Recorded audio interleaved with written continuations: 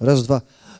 Szanowni Państwo, będziemy mieć 15 minut do przerwy. Zaczniemy 12:15. We're gonna be like 15 minutes late, okay, after the schedule. So, because our guests are still on the cab, okay? So, you can enjoy the coffee.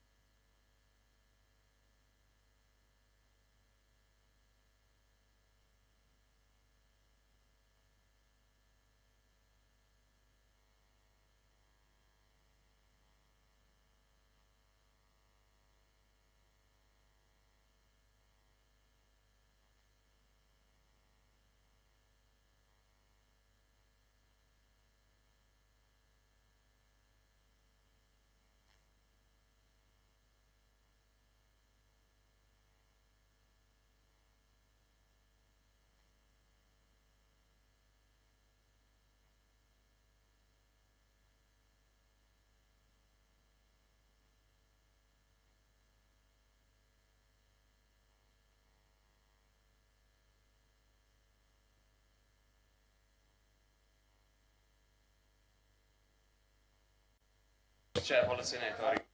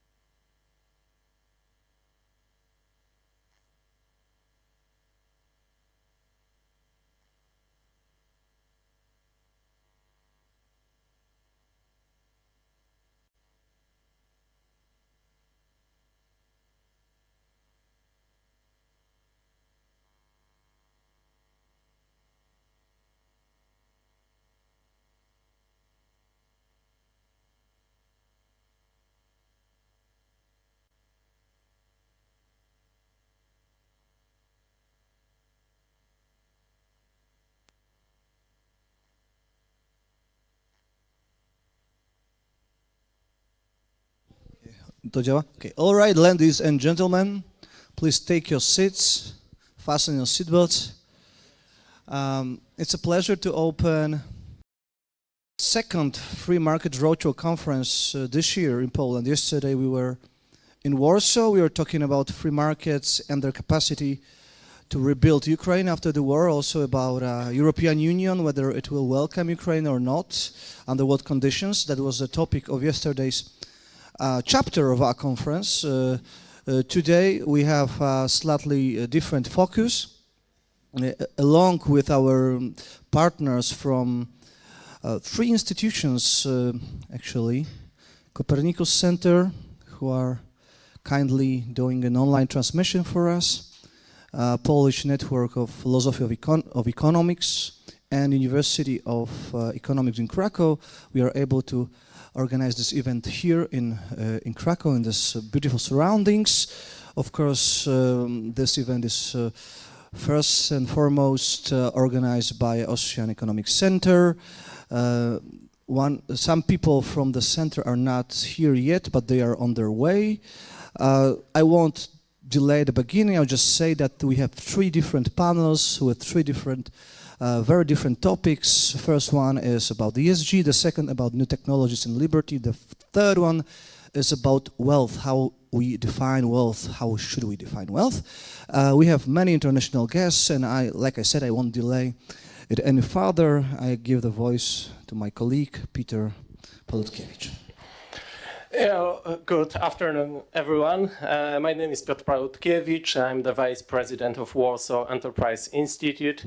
Thank you for coming here just before the long weekend in Poland, so we are happy that you find some time to attend this conference. First panel is about ESG, new regulatory burdens or a groundbreaking idea to improve the economy. That's the title of our panel, and we'll be answering the basic question about the role of business in nowadays society, in nowadays democracy, in nowadays free market, if we can still call that free market. I would like to introduce my honorable guests and panelists in that debate in alphabetical order. Dr. Violetta Gałat, Department of Public Management at Krakow University of Economics. Professor Daniel J. Mitchell, a public policy economist in Washington, D.C. Professor Adriana Paliwoda-Miotolańska, assistant professor at the Krakow University of Economics, Department of Commerce and Market Institutions. And Mitja Steinbacher, Dean of the Faculty of Law and Business Studies in Ljubljana. Dear guests and all the attendees, I've got a first basic question to all of you here in this conference. What's the aim of the business in market economy? Please, just one sentence answers, very quick one sentence answers. What's the aim of the business actually? So I can start please turn on the microphone. Just one sentence answer. Survival and development. Dr. Gałat? I agree with that. Of course, it's survival and development, and of course, it's not only a financial profit. Daniel? The aim of the business is to survive in the long run. Yeah, and Daniel? The aim of the business is to survive, but also hopefully to make money while behaving in an ethical fashion, as Milton Friedman told us many years ago. Okay, so now I've got a question to all the panelists, all the audience. If you were about to set up the business, what forced you to do it? Like, if you are tomorrow, okay, I'm starting a new business, a new company, what would be like your main force to force you to start that? This one. Yeah. If I will start the business, I would like to do something that will improve the life of my community. And I can define this community in different ways, but basically the community of the company, but also the surroundings. And I would like to create the world which is absolutely better to everyone who is in some way affected by it. And this is my objective, and I would like to do it in an efficient way. Yeah. Okay, so Professor, I've got a question. Why wouldn't you start an NGO or working on the university to achieve that goal? Why Or starting working in politics, for example? I think that through the education I do it because I teach 2 courses that I will think help to actually the people to think about it, because I teach business ethics and negotiations. And I think the one is establishing what does it mean to be, happy person in some very long way. And negotiations, I think, is like the communication way is the only way how we can do it with other people. So basically, I think that in some way I'm helping others to create this vision. And I choose this path also by accident also, but I'm still following it in that way. Okay. Mitya? Yeah? That's actually a tough one. Teaching about economics is one thing, doing business is something completely different. Basically, I can tell my students, usually do so, when we are talking about how demand meets supply on the market of goods and services. And we usually understand that process quite well. But what it's basically the question, or behind somehow the motives that are driving all the suppliers on the market, are basically have to do something, obviously, with the understanding of the needs of the potential customers, right? Otherwise, it makes no sense to do any business. So if you ask me about what would be my particular reason to set up a business, that's at the current moment that's quite a challenging question for me, actually. But thinking in a little less ambitious way would be like to try to find something that's useful for the potential customers and try to define their needs and try to see through their preferences as much as I can. But that's usually the challenge which most of the time fails, because otherwise we wouldn't be seeing lots of tries and errors there in the process of wealth creation, in particular at the level of small businesses, right? So that would be my short question to your really challenging answer. Thank you. Okay, Violetta, if you were about to set up a business, what would force you to do it? Okay, when I think about business, the first what I have in my head is needs. I look at the people, I think about what they need, what they at the moment need. And the problem is that I'm not teaching economy, but I'm teaching element of economics. I'm teaching about social problem, about an environmental problem, about communication, about thinking about other people. So when we talk about business, we should see this everything elements. Okay, and Daniel? In my life, I have set up an NGO and I've worked for NGOs. So thinking about the private business world is sort of a foreign experience. I write about it as a public policy issue, but I've never experienced it myself. But looking at the world of entrepreneurship, entrepreneurs are motivated by 2 things. They want to build something, and by building something, they of course hope to make some money by doing it.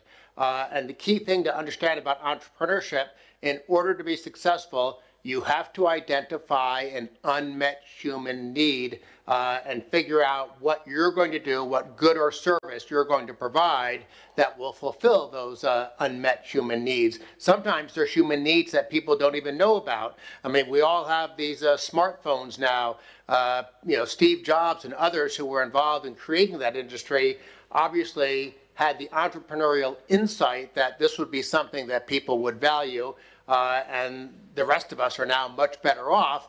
He happened to get rich. Others in the industry have gotten rich, but they only got rich because they figured out how to satisfy a human need that nobody even knew existed.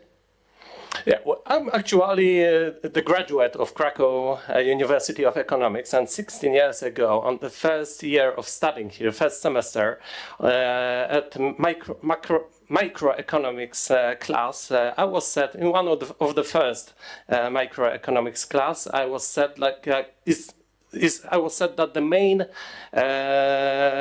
goal of the business is to make profits. Now, 16 years later, we can hear actually in this panel and in general mainstream economy that the main aim of the business is to be responsible for the environment, for the society, and for the governance of itself. And I still believe is the main thing that make people set up a companies still to make a profits, and we are just making other responsibility. We are putting other responsibility of the business. So, to ask all the people here who are at this panel, who would set up the company to make profits? Hands up.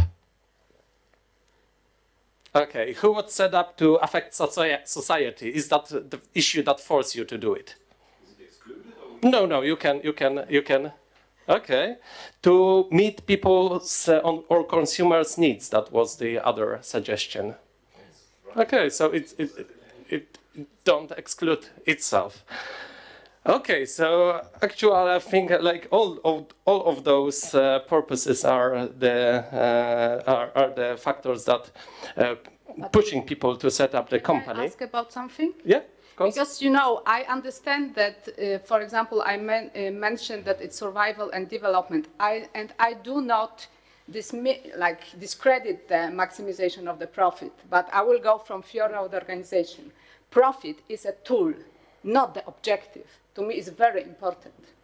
I need profit as the NGOs need the budget and maximize of the budget to really do the things in proper and efficient way, but it's not objective. I think this is a huge mistake in the modern times. I do not discredit people who get rich doing something great, but doing something just only to make profit, I think it's lame. Okay. So, let's start our panel right now. The famous Milton Friedman quote that the only one social responsibility of business is to increase its profits. And it's become politically outdated today in European Union, which pushes the agenda for ESG. This is a new way of measuring firm performance that takes into account more than just the balance sheet, but also other factors like environment, E, S, which stands for society, and G, corporate governance. This is obligatory now reporting on ESG for the big companies in European Union, and within few years it's going to be obligatory for the small firms as well. So I would like to answer the first question, actually, the first official question in this panel, who is responsible for that environment, society, and all those political issues in modern economy, in modern society, and democracies? Is that not politicians, or is that business who is about to taking care of the society agenda? First of all, I wanna I wanna emphasize one important thing. ESG is nothing new. When we talk about ESG, we really talk about corporate social responsibility. Of course, there is a lot of differences between ESG and corporate social responsibility, but the main idea is the same. And the beginning of the concept of corporate social responsibility go back to the ethical consideration. So we can see a philosopher from time of ancient Greece, from ancient Rome, and then we talk about ethical. I strongly disagree. ESG is something new. We are really shocked about it. It's not true. First, the official definition of corporate social responsibility we had in 1953, and I think we have a lot of time to think about social, to think about environment, and prepare to this new concept, to these new rules which we had in the world. In later years, social responsibility was a subject of many discussion. So company also have time and have a lot of tools to think about their responsibility, their reporting at all. And now we have situation that this corporate social responsibility is not enough. This voluntary obligation is not enough to have strong effect, so we have obligatory ESG. When you ask me who is responsible for environment, for social impact, whatever, everyone. Not only business, not only government, not only citizen, everyone. Okay, but should we force everyone to, like, fulfill some mandatory levels of some indicators, whether behave good or not? But basically, I'm provoking, but is that the way to forcing and putting responsibility on business, or maybe later on consumers, like to check in whether they fulfill some indicators and factors that we establish on political agenda? I think we do this. We have obligation for a citizen, for a company, so we can choose one of the component. Yeah, Professor Paliwota. Yes, I would like to, because I will paraphrasing about the forcing, because the paraphrasing this quote of Milton Friedman you mentioned, because everybody is forgetting that it's a little bit longer, and he said that only social responsibility of the company is to maximize profit according to the rules. So European Union changed the rules. If you want to make profit, made it. Yes, but now you have to do it in the specific way. Okay, but we've got the general law, for example, of not working children in factories, for example. So we've got the general rules that companies are actually fulfill those rules and stick to the law. But should we implement something more to force them to follow the law? I think, yeah, it's about transparency of the information. The companies, what they publish in the sustainability reports, that's voluntary reports, the information that they report, it's very difficult to analyze, to compare, to really extract any very meaningful data.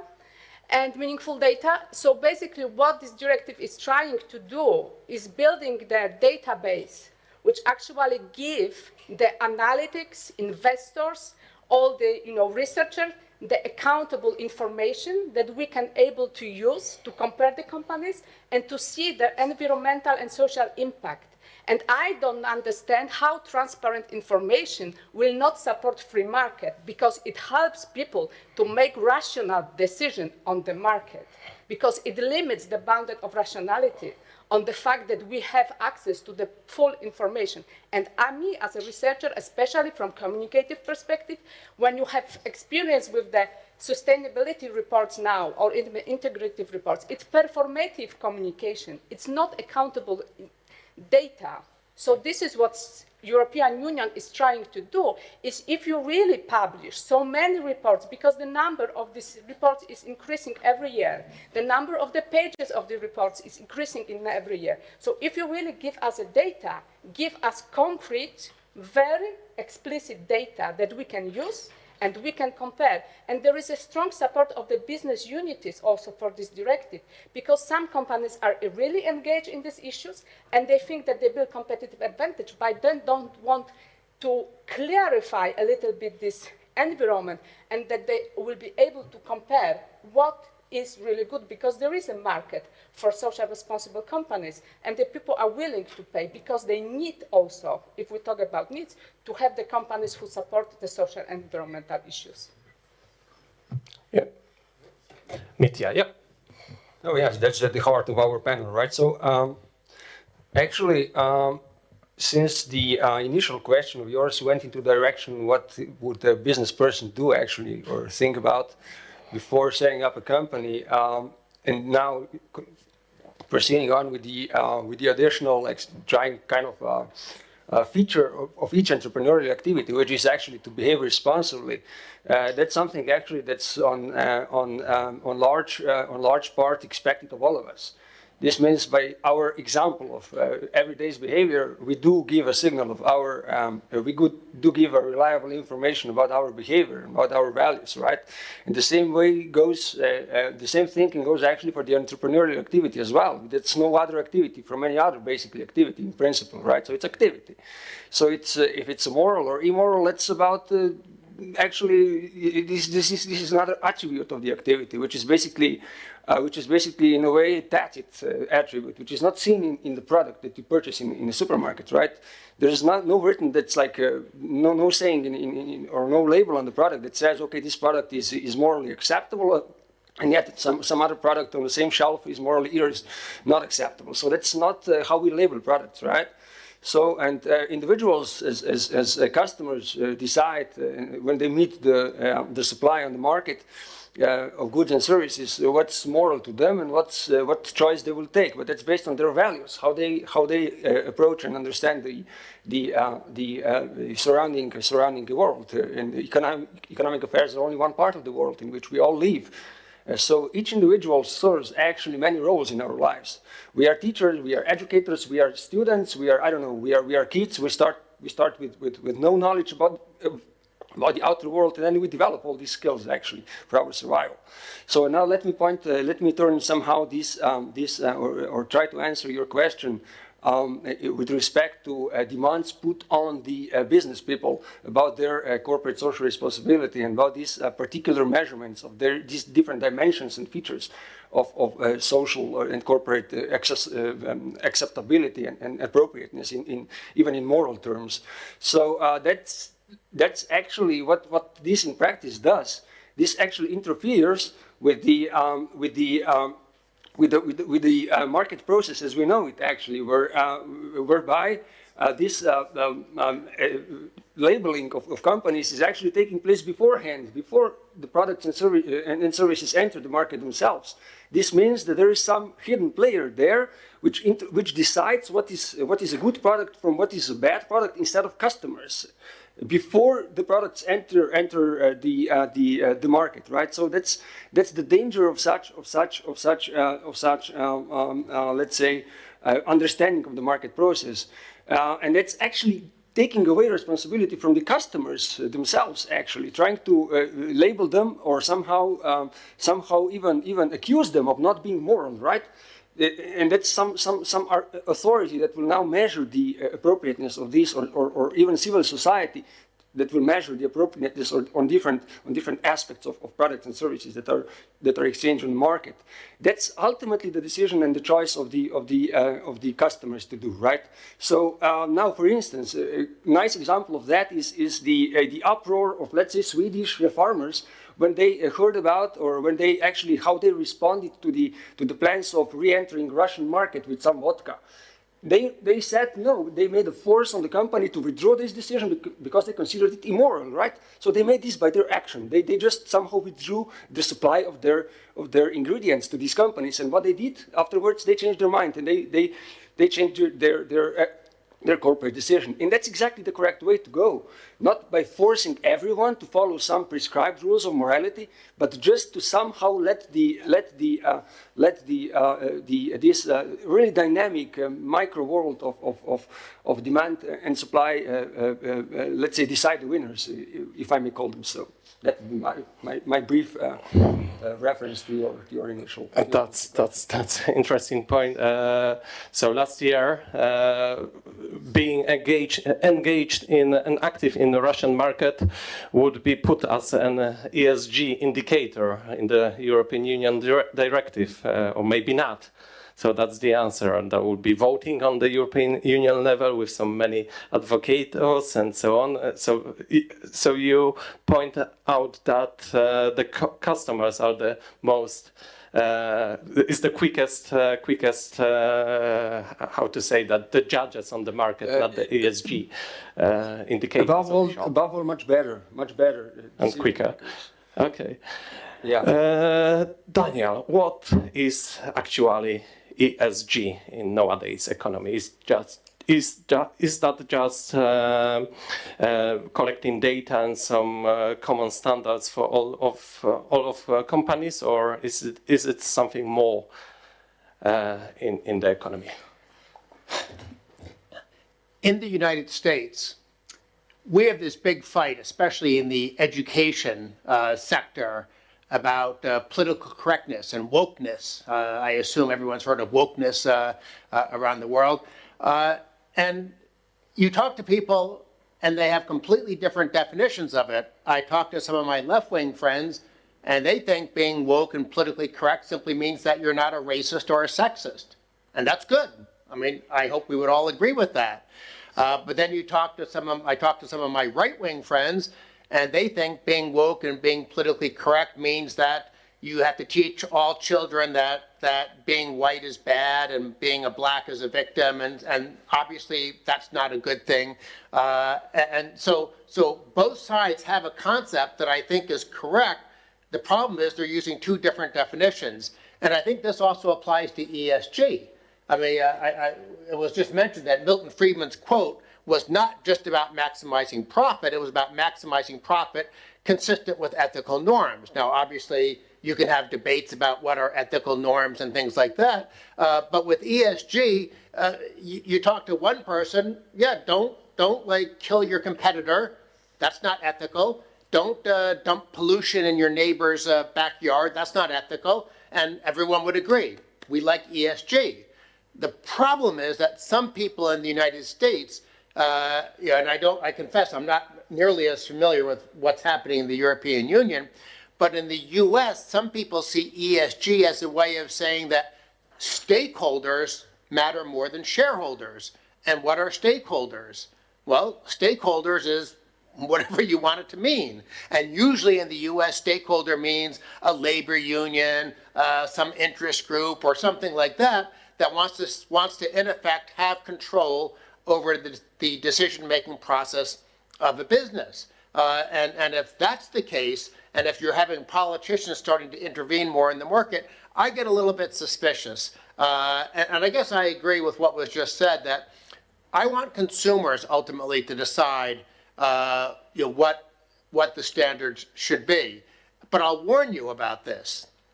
What have we just seen happen in Brussels? The adoption of a carbon adjustment border mechanism. What is that in plain English? It's a trade tax. The European Union is about to start a global trade war that will probably make all of us less prosperous. Why are they doing it? Because the politicians and bureaucrats in Brussels don't trust consumers to follow their idea of ESG. They don't think that consumers will be willing to pay more for European products that have the carbon taxes and carbon pricing built in.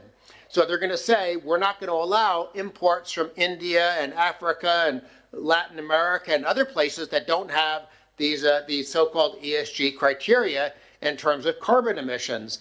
Now, and we see, by the way, we see the same thing in the United States.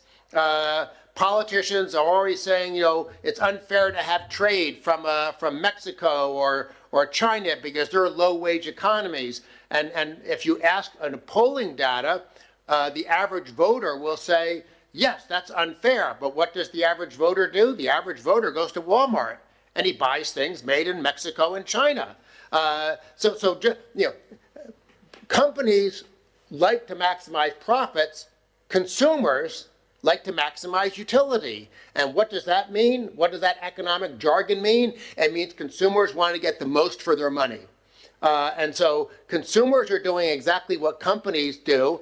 And so then it comes back to this big debate about what are the ethical norms that should govern how consumers and businesses operate. But the bottom line is that, and I'll close with an anecdote. The Business Roundtable in the United States, the biggest companies in America, that's what forms the Business Roundtable. The Business Roundtable got a lot of publicity a couple of years ago because they changed their mission statement and from the Milton Friedman thing about maximizing shareholder value to now being in favor of stakeholders or something like that. And they got a lot of applause, especially from the left. Look at how socially responsible these businesses are being. Well, guess what happened during coronavirus? They did the estimates, the calculations. Business roundtable companies were more likely to lay off workers than non-business roundtable companies. So a lot of what was happening was just what we call virtue signaling. These companies thought, we'll look good, we'll get positive stories from the press because we made this statement. But behind the scenes, when it came time to make real life business decisions, they were perfectly willing to say, forget about stakeholders, we're focusing on shareholders instead. And actually, I'm going to close with one other little point. One problem we have with this issue in the United States, again, it might be different in Europe, big businesses like regulation. Why do big businesses like regulation? Because big businesses have massive staffs, accountants and lawyers and other people that can comply with all these regulations and reports that be issued and ESG standards to follow and things like that. What do small businesses have? They don't have that. They have maybe a couple of people in managerial positions. And so if all of a sudden the government is issuing mandates and requirements and ESG rules that require, say, 500 hours a year to fulfill, a big company, that's a tiny asterisk on their bottom line. For a small business, that's a giant drain on the skills and ability and time of the people who actually are in a managerial role. And I don't like it when big businesses get in bed with government to screw small businesses. I don't think that's morally right. I think that's unfair. We'll get back to that conclusion, but first vocem profesor Adriana Paliwoda-Miotolańska. First, I would like that I strongly support the consumer decision, but I honestly think that the consumer have to receive the transparent information. And I agree with the fact that this declaration, the big declaration of the companies, they very often are big words, as you mentioned, virtue signaling. So how we can get the information that I really do something, or it's only declarations. So only transparent, accountable information will help the consumers and other people, analytics and investors, to really understand, is something behind this declaration or not? First of all, I do not think that the directive, because I will relate directly to the corporate sustainability reporting directive, which demands non-financial information from the companies, is some kind of the labeling. It's only information. If you do not do anything with environmental and social issues, you will not be punished in the sense that European Union government will give you like a special penalty. You just only simply inform the public that you don't do this kind of the actions. If the consumers, if he cares about it, maybe you will lose on the market. But if the consumers have a different system of value, you will still be fine. And this is how the market works, the free market. This is how people decide. And also, I know that the problem is the small and medium businesses according to this directive, but at this moment, this directive is not addressed to the small and medium businesses. It's to big companies. Some of them already were obligated to give the non-financial information, and only small and medium companies are these ones which are on the stock exchange. So they already have a very big turnover to actually to make them possible to be on this list. So I don't think that the really small businesses are affected by this directive at this moment. But they will be actually. We published this week the report of the consequences of the small business and the cost of implementing ESG on small companies. We'll talk about that later, but I would like to ask one more question. Mrs. Professor, is that real just reporting? Because what I think, when the European and all the market institutions will have data from every company, and there will be some taxonomy on the second step, like the banking institution, the European or European banking credits will be only only focus on the companies which got good ESG indicators. That's the I think that it's a future, not within few years, but this year or next year maybe. So won't that change the way the economy look like? Will be just giving the credits to the companies that are ESG clear, and for example, when you have diesel cars in your companies, you won't get credits for developing your business. Isn't that just the consequences of that just reporting thing? But before I will answer to this question, do we think that we have environmental and social problems as a humanity we have to address or not? Yes. So if we have, what is the problem? Like, some Western companies, for example, had their time to change their, for example, energy sources, and our Polish companies are step back on that issue. So they will be less competitive comparing to their Western competitors. But isn't that like the? But it's about the strategic management also. If we really pay these people extra money, and they usually demand extra money for being such a good in their work, so maybe they should think better. But not. I'm not trying to be a part of that debate, just moderating. But just one question. So, do all the companies in European Union had the same opportunity to implement ESG standards, like from the history, from the way the energy market in Poland looked like, for example, today? Probably not. But also, this is of course, it's the biggest question. So we actually want to, to develop and to get up to the better people, or we want just to keep existing in the, our kind of the situation that actually not improve. But do we agree that the Polish company may be less competitive and lose their market due to ESG standards? I think that depends, because some of them will actually gain. Okay, so the level of the economy, as a consequence, the level of Polish economy will drop due to the ESG. Do you agree with that? In the sense that probably we connected with the energy transformation and probably with the sources of energy. This is what you want to. So the level of people's life will drop due to ESG. Do you agree with that? When I will see it, I will agree with this. Okay. I'm not quite convinced that it will. Okay, so going back to our discussion, we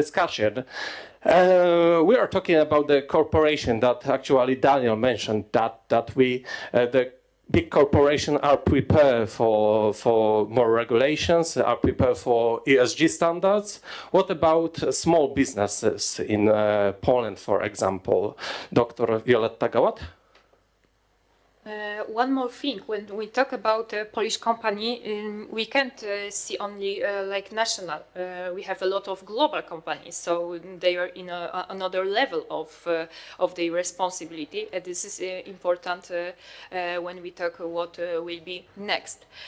So right now we only talk about a global company, and ESG regulation is for this firm.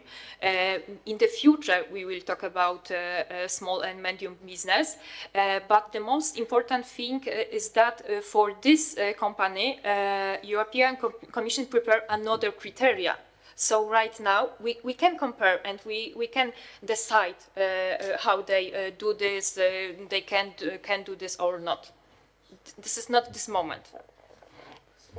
Yeah, but the ESG standards will be obligatory for small businesses. In the future, when we will have new criteria for small and medium business, right now we don't know what is the criteria for small and medium business. So I can't say they can do this obligation or not. But that's going to be 2028. Please correct me if someone knows. Okay, if you know this criteria, please say, and we can check. As far as I know, our discussion is open for the audience as well. So as far as I know, there will be 1,100 criteria. Yeah, that will be 110 criteria, which are already published in the ESG directive in But it depends. If you are a big company, you have to fulfill all of the criteria. If you are smaller,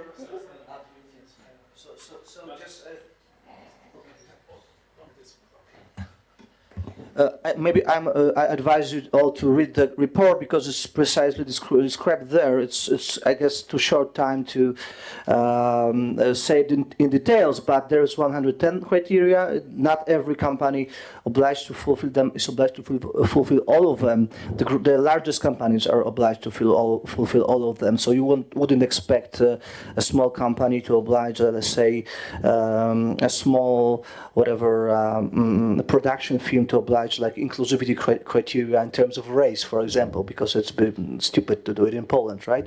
So this is the first thing, and the rest, I advise you all to read the report. Mm-hmm. Okay, thank you, Sebastian. The next question is like, do we want corporations to have more power in today's economy? Do we want or we don't? Like, what's the best market according to your opinion? Yep, Matthew. Okay, first, if you allow, let me briefly elaborate on what's just been discussed about these particularities of the ESG. I would actually make perhaps a step backwards here and try to be focused on the conceptual level.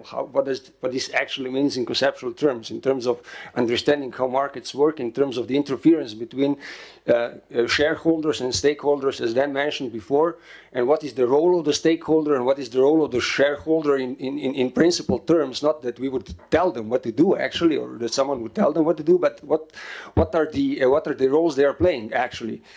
So as shareholders have shown their interest, right? They have invested in the company. That's their ticket to decision making in the company. Stakeholders have not, on the other hand. So stakeholders are in a way standing aside somehow, and living our lives as customers on one hand, as opinion makers on the other, as, I don't know, family members, etc., etc., etc. All different roles we are doing, right, in all different circumstances. So it's like shareholders are entitled to decide about companies, stakeholders are not.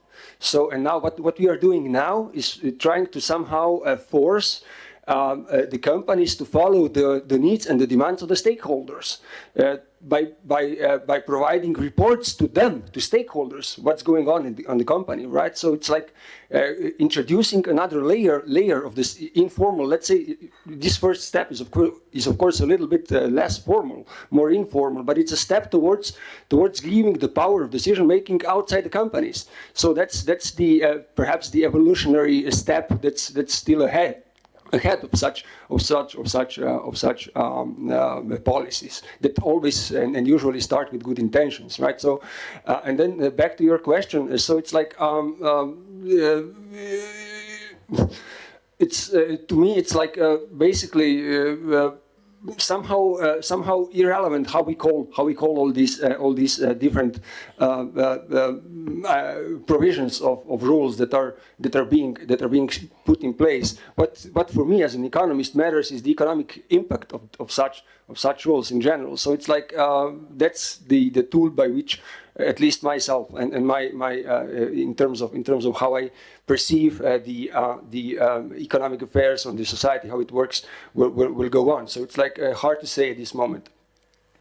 If I may, I have a question to you, because you were, at least I hope I'm not misstating your point right now, you were claiming that it is the task of the government to provide information and to a degree transparency. Is that correct? Well, my question to you is, what would produce, in your opinion, the better result? The government collecting the data or a private marketplace providing the data or collecting the data? Because it seems to me that the latter is incentivized to be efficient, innovative, accurate, and customer service oriented, and also to adequately compensate the consumers for providing the information. And the government as a monopoly is incentivized to do neither of that. And at the same time, I fear that if the government provides information, it leads to irresponsible consumer decisions, because consumers don't have the responsibility anymore to search for information themselves. So that seems to me to be a major issue. I think it's in some way it's a good point, but also I think it should be in some way governed by both or independent kind of the organization, especially data. And also, I think in this moment, the organization which is Economic Advisory Board, which is establishing the indexes, is actually the organization which have the approach, I think, quite responsible in the way how they try to build these indexes and all this information, the data, what they want to construct. I honestly think that from my perspective as a researcher, which I want to deliver and also give as a researcher the information to consumer, without transparent data, I'm not able to in any way to do this. I don't think that the regular consumer will go to the database of European Union and will check it, but they will check the reports, analytics, and just regular indexes which are built and established via this data through different kind of the organization. And I think there are different think tanks, different kind of the NGOs organization. They can interpret this data and they create the narrative which is built on the same information. Could it? Sorry, just another point. Could it be the case that because the government is already providing so much information to consumers, that the consumers are already so irresponsible that they don't see a benefit of going themselves searching for information, investing their time essentially to search for the information? But why do you think it's government who is in some way make these consumers such a, I would say, the lazy way? I think it's all the businesses also the way how they make everything convenient to the consumers. It's interrelated. The way how we buy things, the way how we search for the information. It could be interrelated, but at the same time, the government, if it provides the information, if it provides an easy route to get the information, it leads to an incentive to be irresponsible. And that's, in my opinion at least, not the case for private companies.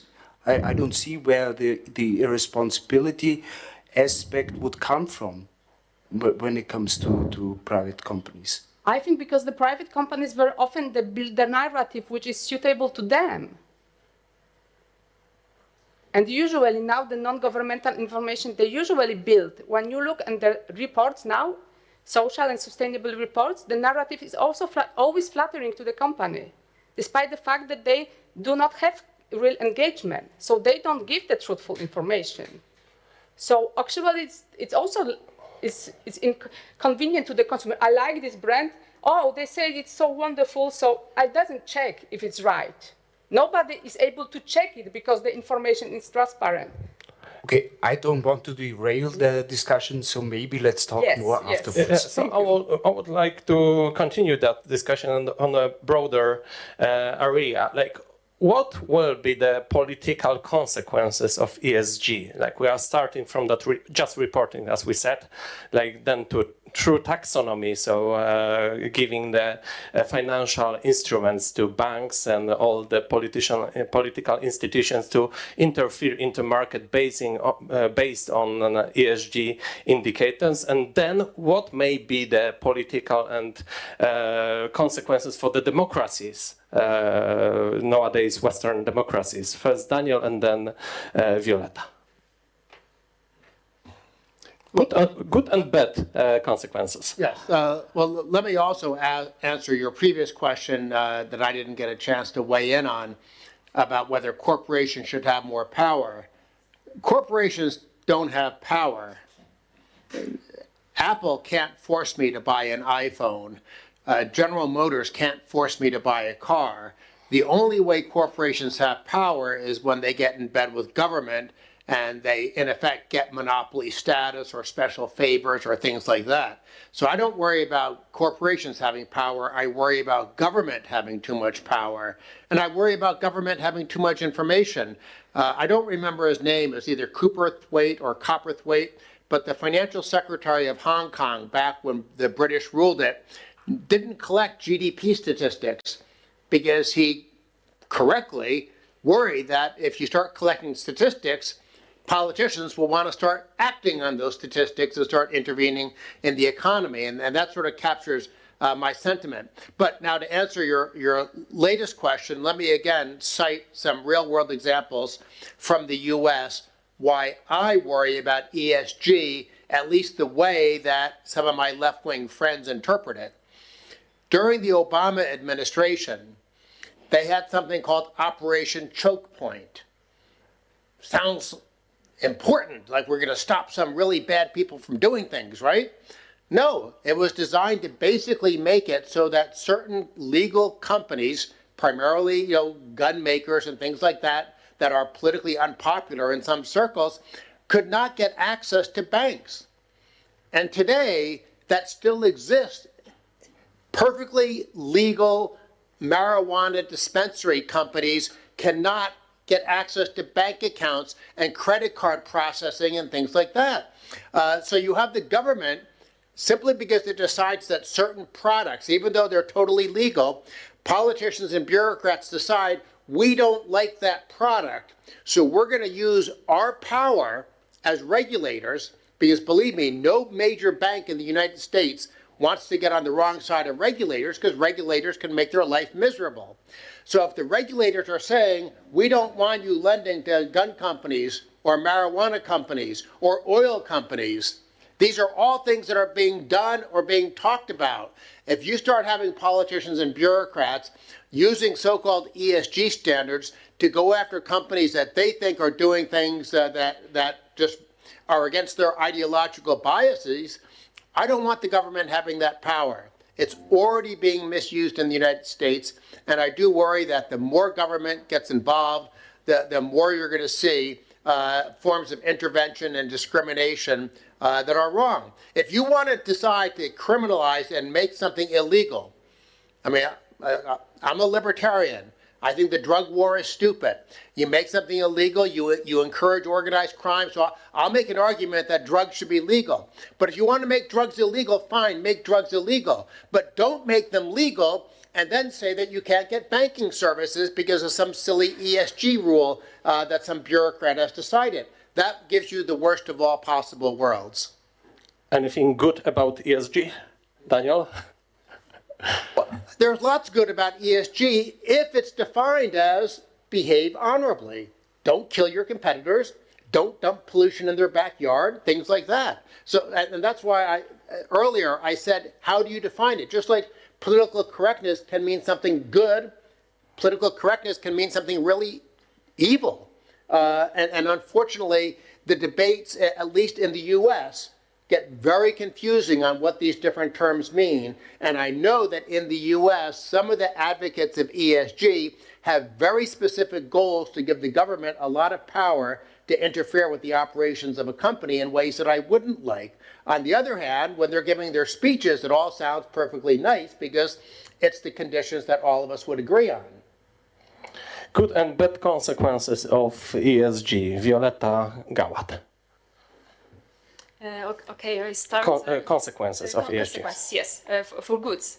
First of all, I said that ESG is nothing new. It's rebranding CSR. So when we look at ESG and for CSR, we must treat it not as a cost but as an investment. And when we relabel approach ESG or CSR, whatever social responsibility, it brings a number of benefits for company and for a country, of course. And first, the biggest advantages is that competitive advantages. Having an ESG program helps boost brand recognition and even promotes brand loyalty. Today's clients are increasingly and they are look at the company's hands. The next one is cost reduction. We also hear that ESG is related with cost, so I wanted to show you another side, and ESG can be cost reduction. By implementing the ESG program, companies can track key metrics like energy consumption, water consumption, waste shipping or treatment cost, and raw materials. And this tracking ability is the first step for planned programs to improve this efficiency. The next benefits is that that companies are more attractive to lenders and investors. So attracting the attention of investors and lenders is one of the biggest advantages of having an ESG programs. And right now we can set that companies without ESG will have a problem with the two components in the future. Next big benefits is supply chain prospects. Much like investors are paying more attention to ESG, so many companies are looking for supply chain partners. And for example, many retail stores are making the decision not to stock products made by companies considered to have poor ESG performance. And one more benefits for companies, attraction and retention of talent. We must remember right now we have on the labor market millennials and Gen Z, and they are quickly taking over the workforce, and this generation have put a greater emphasis on environmental, on social concern, expecting more from employers than peer generation. And something bad about ESG, I'm not sure I can say that, but this is not a worst thing for low-scored glasses, so I see a few problems with ESG. And first, the most important problem with ESG for me is a problem with low awareness of decision makers, which means that companies do not approach ESG strategically, but rather on the basis on the new obligation. They don't see these benefits, only think about new obligation, new costs, etc. The second problem for me is a growing number of ESG support companies. They offer consulting, preparing reporting, and other. I can call this phenomena like ESG business, and this is nothing good for me. Right now, we have a problem with comparability of reports and lack of clear reporting criteria, but this problem, I think, in the future it will be solved. And the same problem with the reliability of reports. When we will have a clear criteria, this problem it's not important. And one more problem with ESG is that we are a lot of people think that ESG is only a new fashion like CSR used to be in the past. Of course, my dream is companies to function in responsibility, respecting the needs of employees, of a natural environment without regulation. However, looking at the history of CSR concept, I have the impression that it failed, and ESG is one more chance, another chance for a better world, and hence its various imperfections. Questions from the audience, please. Or statements, yes, please. Right, okay. I got a question for Mitya, is it your name, yeah? Okay, so what I heard, it was very interesting, because you said that shareholders are those who invested in the company and they take the risk. And according to ESG, or corporate social responsibility, we got another criterion or group of people, those are stakeholders, and at the end of the day, it happens that they are deciding about the future of the company. And I got an impression that I'm not on the same page with you. I mean, what decides about the future of the company at the end are the customers and clients. I don't know who are the stakeholders. I don't like this term at all, but I like the term client and customers. So, and if they are within the stakeholders, so they will be deciding about the future of the company. And I'm just wondering, if I'm a client and I'm strongly focused on the companies which are environmental friendly. That's my preference. I don't care about the price. That's also my prejudice, we may say. And I am choosing, for instance, the American company Patagonia because I've just heard that they are very environmental friendly. Do I have the right to do that? I got an impression I have. If there's more customers like that and they want to know whether the company is environmental friendly or not, and they want to determine their choices, their preferences according to those information. So I would ask again the same question as you asked previously. What's wrong with that? I mean, where is the problem? I just want to know. And ad vocem, if I want to know, I don't want to be forced to dig up and try to make my own surveillance whether the company is or not environmentally friendly. I want this company to give me this information freely, and I want this information to be reliable. And that's my point of view. So is it still a free market? I get an impression it is. It's a question for you about stakeholders, customers, clients. Thank you. Oh, thank you for your thinking. We are actually closer than it seems to be from your let's say initial exposition. So yes, in terms of values and how we let's say I will use the word feel towards companies.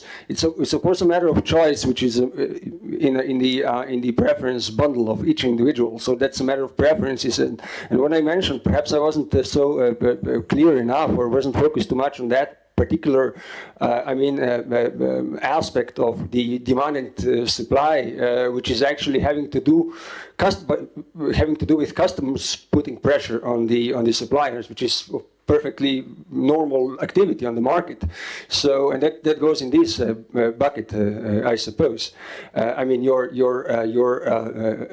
assumed kind of a correlation that you made between the customers and clients, that's perfectly legitimate, or not legitimate in this respect, that would be something good or bad. But in terms of how markets solve these things out, that's a part of the activity on the market all the time going on. So I completely agree with you on that. So because customers are clients as well, and we perform this role of being, so to say, let's say, wardens of good behavior of companies as clients.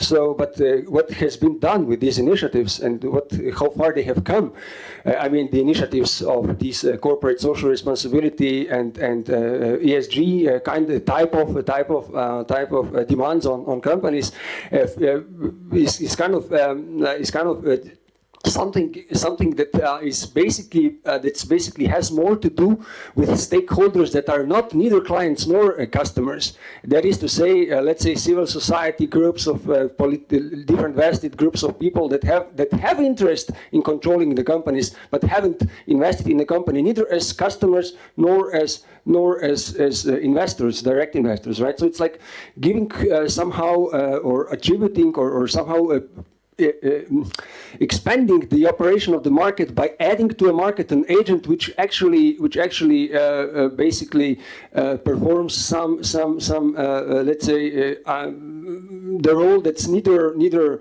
has to do with the preferences of the customers nor the capacity of suppliers to meet the demand of the customers. So it's like a third player entering on the side door to the markets. That's basically how I wanted the message that I wanted to give.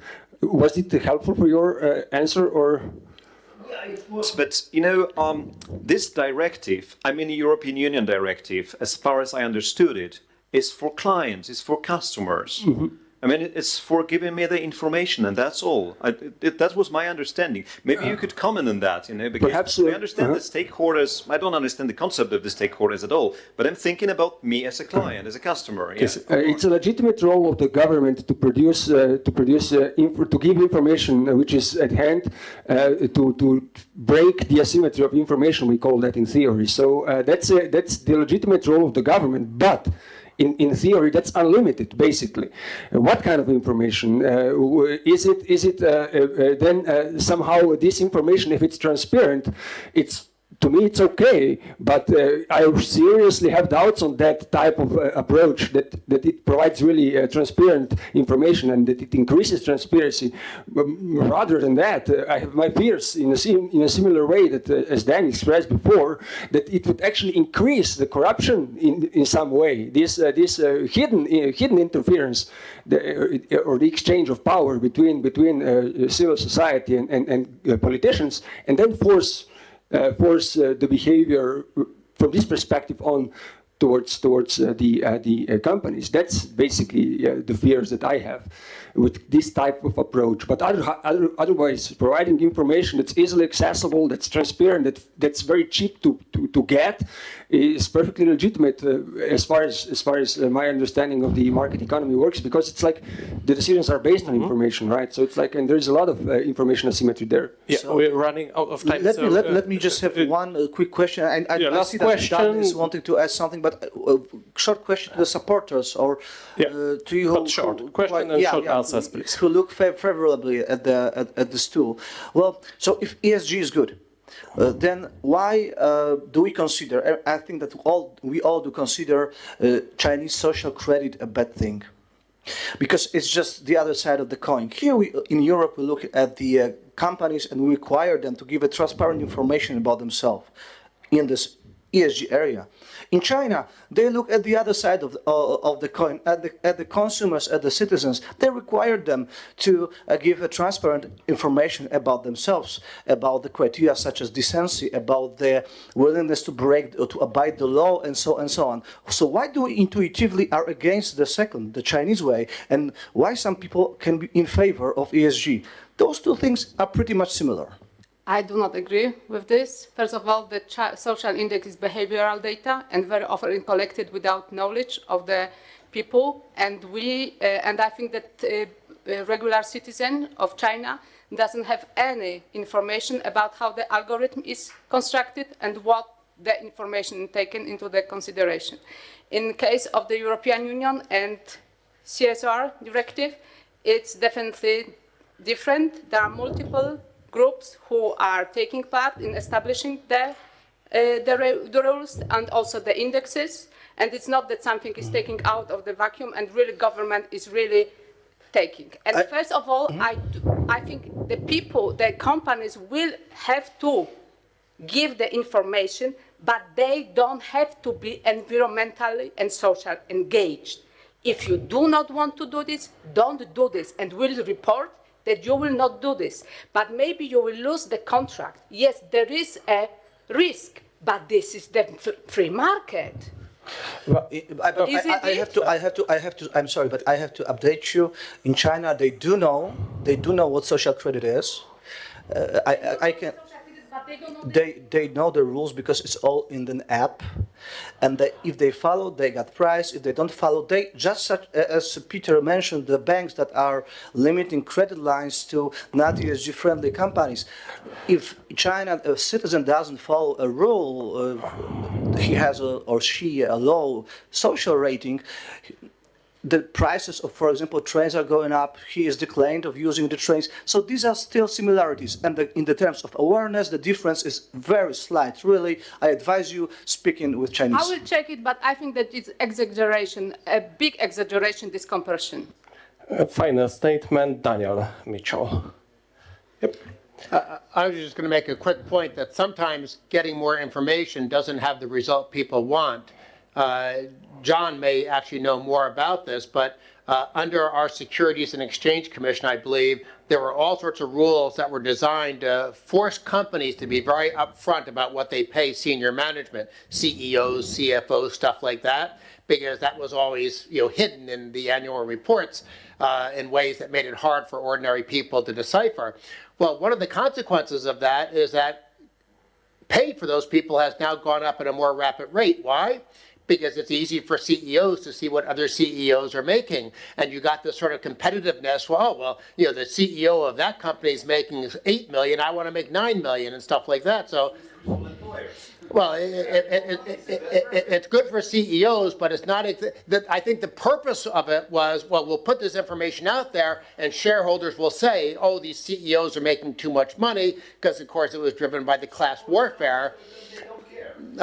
Well, I don't think the average consumer simply wants to have a good price and a good product, and they don't care if the CEO makes a lot of money and they're getting a good service at a good price. They're happy, but I'm simply saying that always be concerned that there'll be a completely unpredictable response. I'll close with a statement from Thomas Sowell. Because a lot of what we're talking about is the Milton Friedman definition of the role of a company.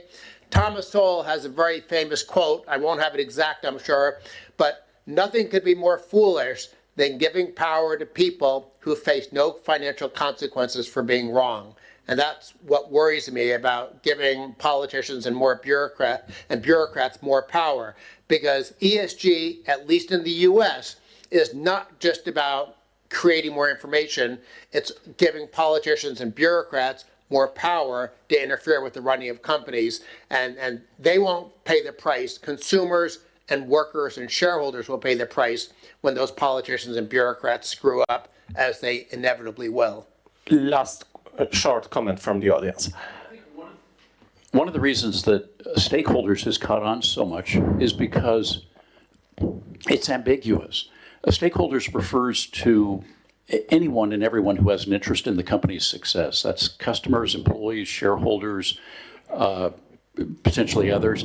And I mean, I've run a company. I can tell you all of those people are important to keep satisfied. So, you know, I support both Milton Friedman's notion that it's just the shareholder who has real authority and power, but certainly all the other people are important parts of the company's success. But I would say to the employees, the other stakeholders other than shareholders, that if they want to have a real binding role in the company as management, then they can become shareholders. Which is open to anyone and everyone, assuming it's publicly held. Anyway, those are some thoughts. Thanks. Thank you, all the participants of this panel. That was an interesting discussion. We had a very opposite opinion on ESG, so that's why that was very good discussion. Thank you very much.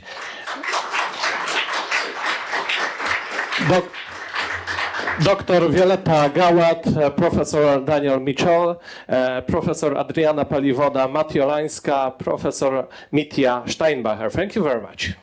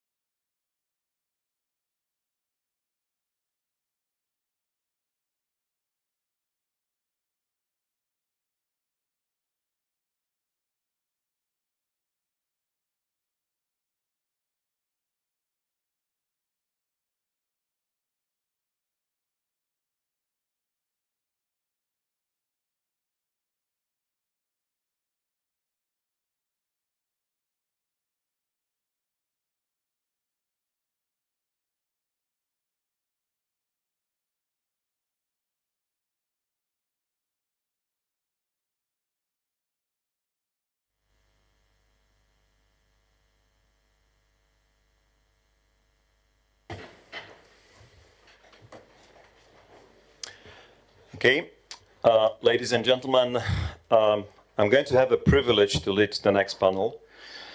I would not pretend that I'm a specialist or expert in the topics that were given to me, but I strongly believe in my guests, so they should be an expert. So let me introduce. We got Martin Gundiga from Austrian Economic Center. He is the researcher in Austrian Economic Center. He's an economist and a tax expert. I heard that you were invited to the special panel of the Austrian government to advise them on the tax issues. So I'm very happy about that, because I also have some questions regarding the surveillance and the tax issues. So that's great that we are having you here. Then we got Professor Bartosz Brożek, Vice Dean of Law Faculty at the Jagiellonian University. Probably most of you know Professor Brożek, and he's a philosopher and lawyer. And one of the activity which is less well known is the Future Law Lab. So I believe that we can hear something about this initiative. Then we got Sebastian Stodołak, philosopher, economist, journalist, publisher in Dziennik Gazeta Prawna, Obserwator Finansowy, and he also published in Newsweek, Wprost, and some other papers and magazines in Poland. And he's the president or vice president of the Warsaw Enterprise Institute. President or vice president, Sebastian? Vice president. Okay, sorry. So, but you look like president, so that's why I was... Okay. And we got, last but not least, John Chisholm, an economist, investor, MIT graduate, I think. Yes, you are an MIT, and you are still active in MIT society. I mean, what I read about you is that you still get in touch with those people. So you can combine the knowledge from the business perspective and scientific perspective. You know a lot about market, about investing. So I count on you, actually, in this panel. Oh, no, okay, don't be afraid. Don't be afraid. So we are supposed to talk about technology and freedom, artificial intelligence, surveillance, and sharing economy. I have no idea who combined those topics to one subject, actually, but I hope that we can find something interesting in all of them. Right, so let us start maybe from the modern technology and freedom. I mean, in principle, we got an impression that the modern technology constitutes a threat to our liberties, to our rights, to our freedom. But I would like to start from the very philosophical question. I mean, freedom is an ambiguous concept. I mean, we may talk about the negative and positive freedom. As long as we are under the influence of the Austrian School of Economics, we usually speak about the negative freedom, but there is also the concept of the positive freedom. And for the positive freedom, the technology, the modern artificial intelligence may constitute a challenge, may constitute a chance for the betterment, for the better life. And Sebastian, you are the philosopher from your education. Maybe you can start to tell me something about this, whether you think that this division on positive and negative freedom has any sense, and what could be the impact of the modern technology of both kinds of freedom? All right. Thank you for the question, Martin. So yes, this division makes sense. Actually, it makes a lot of sense. But I think that we usually, when we speak of it, we do not get a right sense of what the real meaning of this division is. So one follows from the other.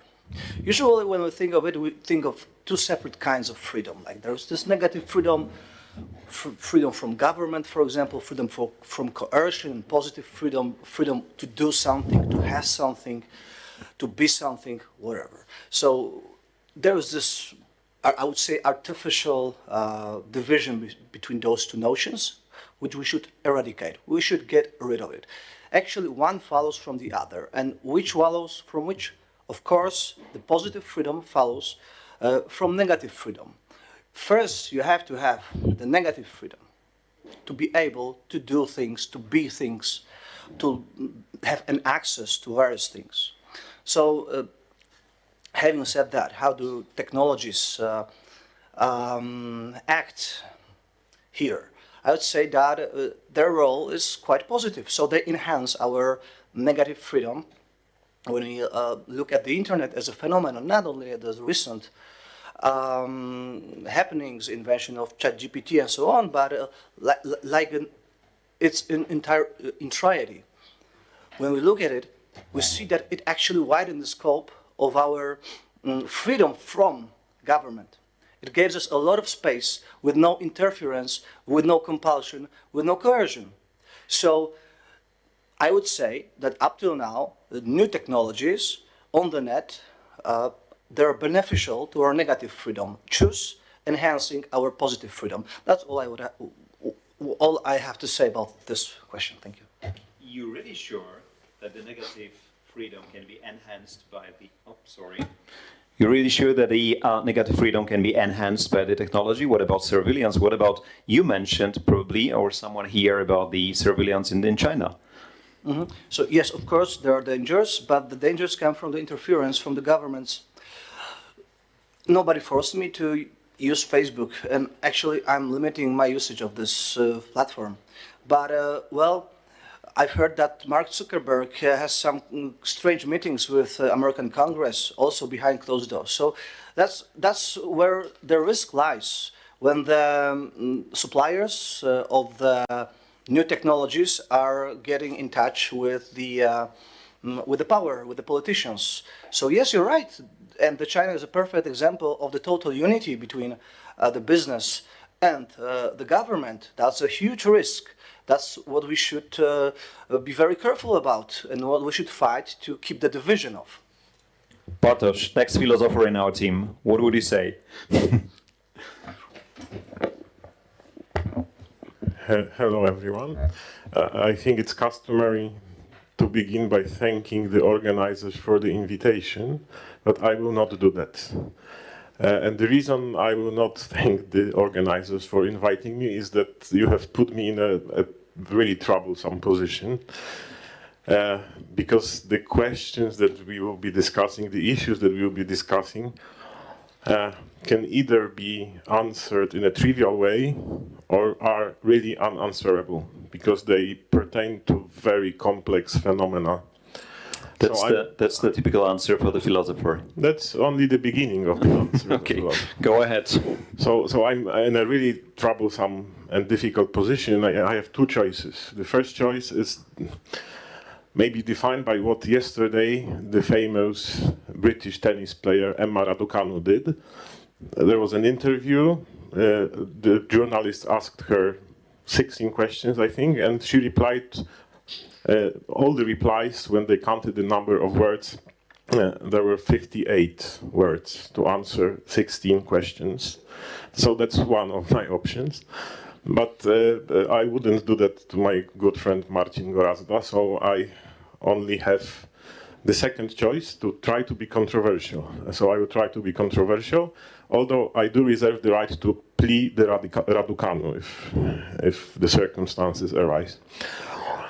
And the answer to this question is that there is no relationship whatsoever between our positive or negative freedom and the developments in artificial intelligence and new technologies, because the point is how we use them.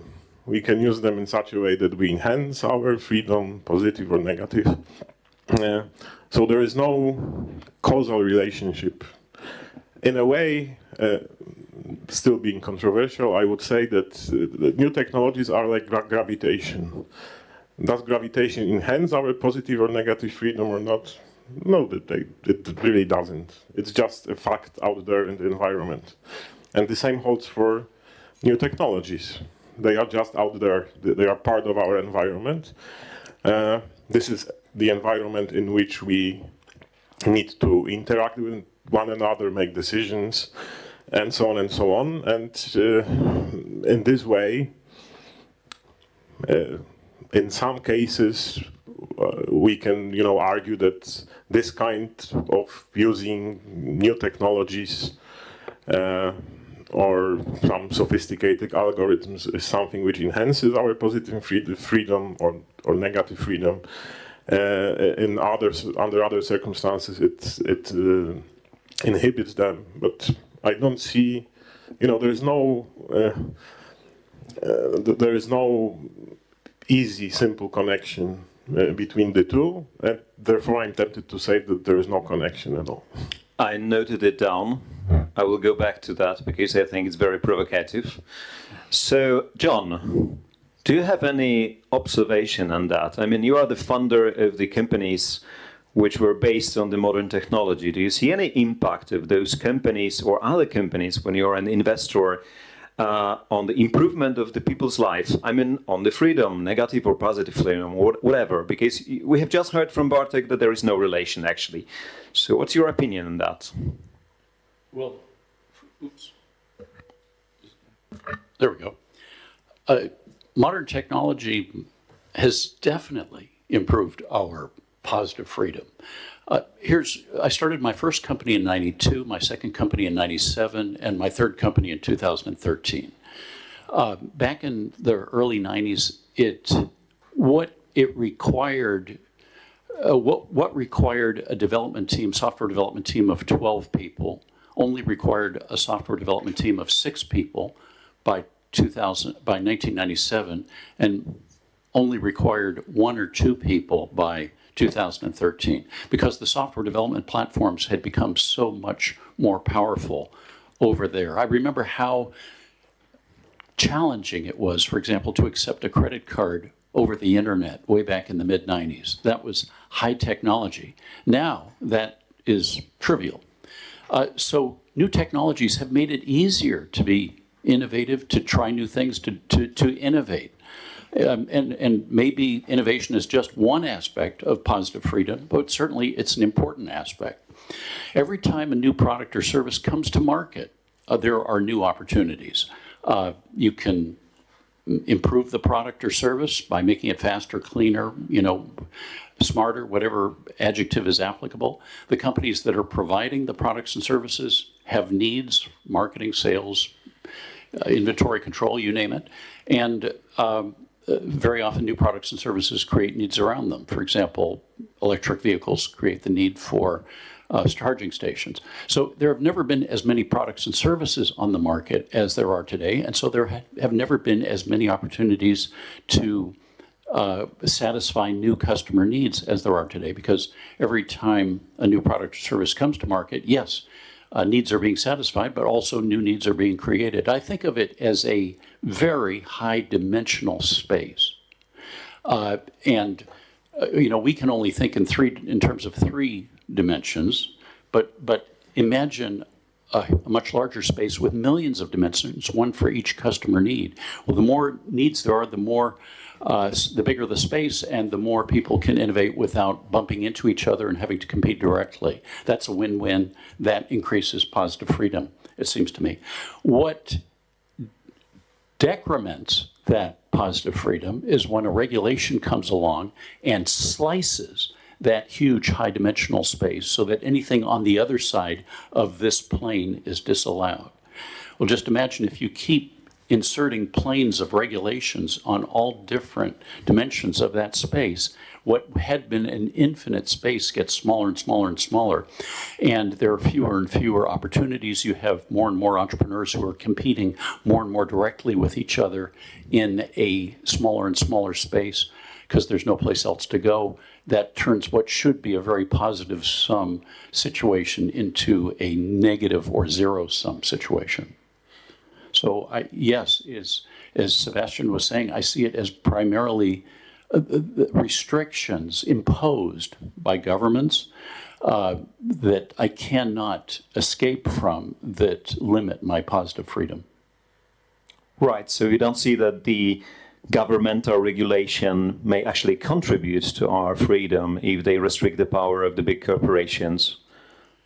Generally, I see it as a continuous battle between a positive force that expands our freedoms and government encroaching on that positive freedom. And sometimes government gets ahead, sometimes technology enables new freedoms. Occasionally, government will enable new freedoms.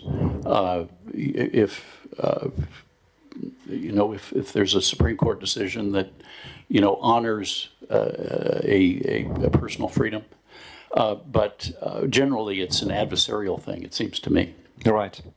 So we got the following positions here. I mean, Sebastian see the link between the technology and negative freedom and the positive link. You see the link between technology and positive freedom, and you think it's in generally quite an improvement. Bartek see no relevance as a philosopher. You're gonna be alone. So, and I think that this somehow support you. Martin, what's your opinion on that? I mean, is there any relevance or no relevance, or is it a threat, or merely something else? Yeah, I would like to add something kind of like an historical perspective might be interesting there. So if you look back at what happened with the computers, we are doing things now that we would probably have never dreamt about just 50 years ago. But still, would you say that people, because of that, would say that they are freer today than they were 50 years ago? I'm actually not sure about that. Probably they won't. And the reason for that, I would say, is that probably the government interference that they experienced in that time was more than outweighing the benefits of computers. Yeah, so maybe what you said, that it really depends on how we use the tools. I think that was a very important point you made. It really depends when it comes to all tools on how you use them. A knife can be an incredible, useful tool. It can also be deadly. So it depends. So when it comes to negative freedom, I think there's also a great example we can use, especially here. You were living under communist rule, and probably people after the communist rule fell were feeling much more free. So I guess that these could be good examples for the difference between negative and positive freedom, it seems to me. Actually, I got an impression that our communist regime were not very smart in handling the modern technology, so it has nothing in common with freedom. That's my opinion, of course, but we may differ on that.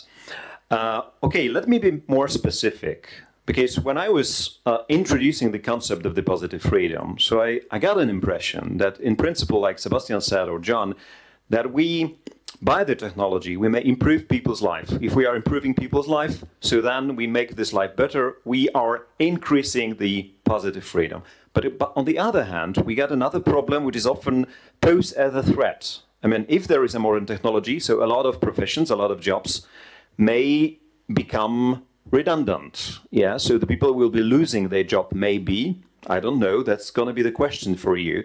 And if they'll be losing their job, so we are no longer talking about the improvement, we are talking about the decreasing of the quality of their life. Yeah, and I'm intentionally now introducing the concept of work, because what I'm thinking is not only earning money, because we may imagine the world when the people are no longer need to work, but they still have money, because the technology will replace us, the robots will be serving as our servants, whatever.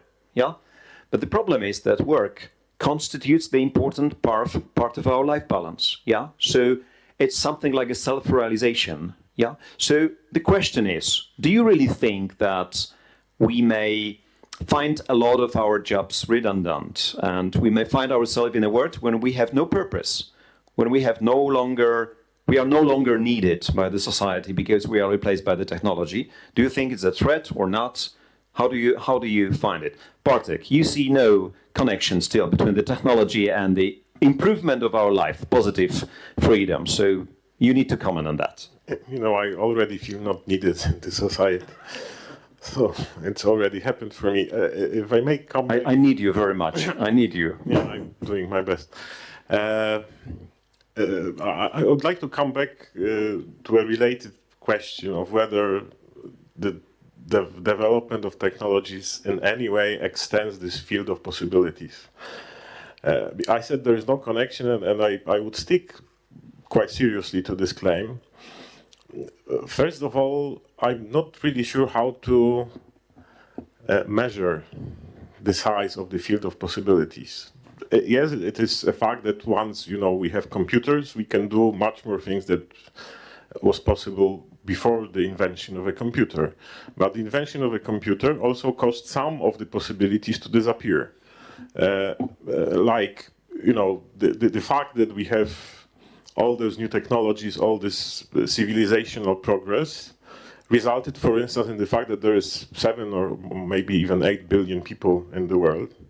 So there is no the option, the possibility anymore to go from Warsaw to Krakow and see no, buildings, technologies, and such things. This is an infringement on a positive freedom in a way. So the fact that we introduce something, we develop something new, also means that we lose something else.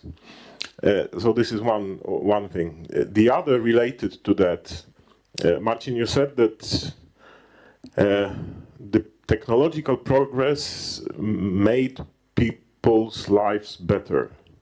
This is again evaluation. It's a valuation, and the question is, we can also say something different. When we look at things from the point of view of evolutionary theory, cognitive science, we may see that the human mind, as shaped by the evolutionary forces, is not capable of handling the rapid speed of everyday life right now. It's not shaped so that we can easily use new technologies. This is probably the reason that we have more and more problems with mental health and such things. So what I'm trying to do here is to analyze. I'm not expressing my individual convictions, let's say, but I wouldn't so easily and quickly say, technological progress means better life, or technological problems means extending the field of possibility. I don't even know how to measure it. I have no idea how to measure those possibilities. I'm hesitant to agree with this claim. Right. When I was talking about the betterment because of the technology, so I got in mind a very basic concept of the betterment. I mean, I'm not talking about our internal soul and our, cognitive abilities and things like that. What I'm thinking is that we are, for instance, we get rid of poverty in Europe or in the developed world. And one of the contributors to the fact that we are living in a wealthier society is probably technology. We may dispute about that, but economists generally agree that we are living in a better environment in this term, that we no longer strive for food, for shelter. Yeah, so it's a better word in these terms. If it's a better word for our psychological abilities, I don't know. I have no idea about that. But it's simple measure. I mean, just the betterment in terms of whether we are wealthy or not. So I know that it's evaluation, but yeah, but this is the key. This is not a statement of fact. This is an evaluation, really. And if we are clear with that, and we agree that it is really the case, we can go on. But one can adduce arguments that it may not necessarily be a fact. Right. So, yeah. John, you are making a notes. So I believe that the notes refer somehow to our discussion. So do you think that we'll be without work within a couple of decades due to the modern technology? Is it something good or not? Well, to answer that question, I'd ask who here would like to live 10 years ago, 50 years ago, 100 years ago, 500 years ago? If you lived in 10, 50, 100 years ago, you'd be giving up all the technologies and conveniences that we enjoy today. My guess is that relatively few people in this room could even survive 500 years ago, because none of the modern pharmaceuticals and other devices that we take for granted today would be available. Availability of food and so forth. Few people today choose to live like the Amish, who reject modern technology, but even the Amish people who have wagons instead of automobiles use some modern conveniences like iPhones. With every new technology, there are winners and losers. The manufacturers of fax machines and VCR machines were losers. Their assets and capital have been reapplied to some other application today that is more productive than making those obsolete products. So I don't believe we're going to be out of work 50 years from now. I do believe work will be very different. It'll be more meaningful and more independent, I suspect. They say that during COVID, 40% of the U.S. workforce, representing 6% of the U.S. economy, was able to work from home remotely. Consider what those percentages would have been back for the Spanish flu of 1918. Maybe 2 or 3% of people.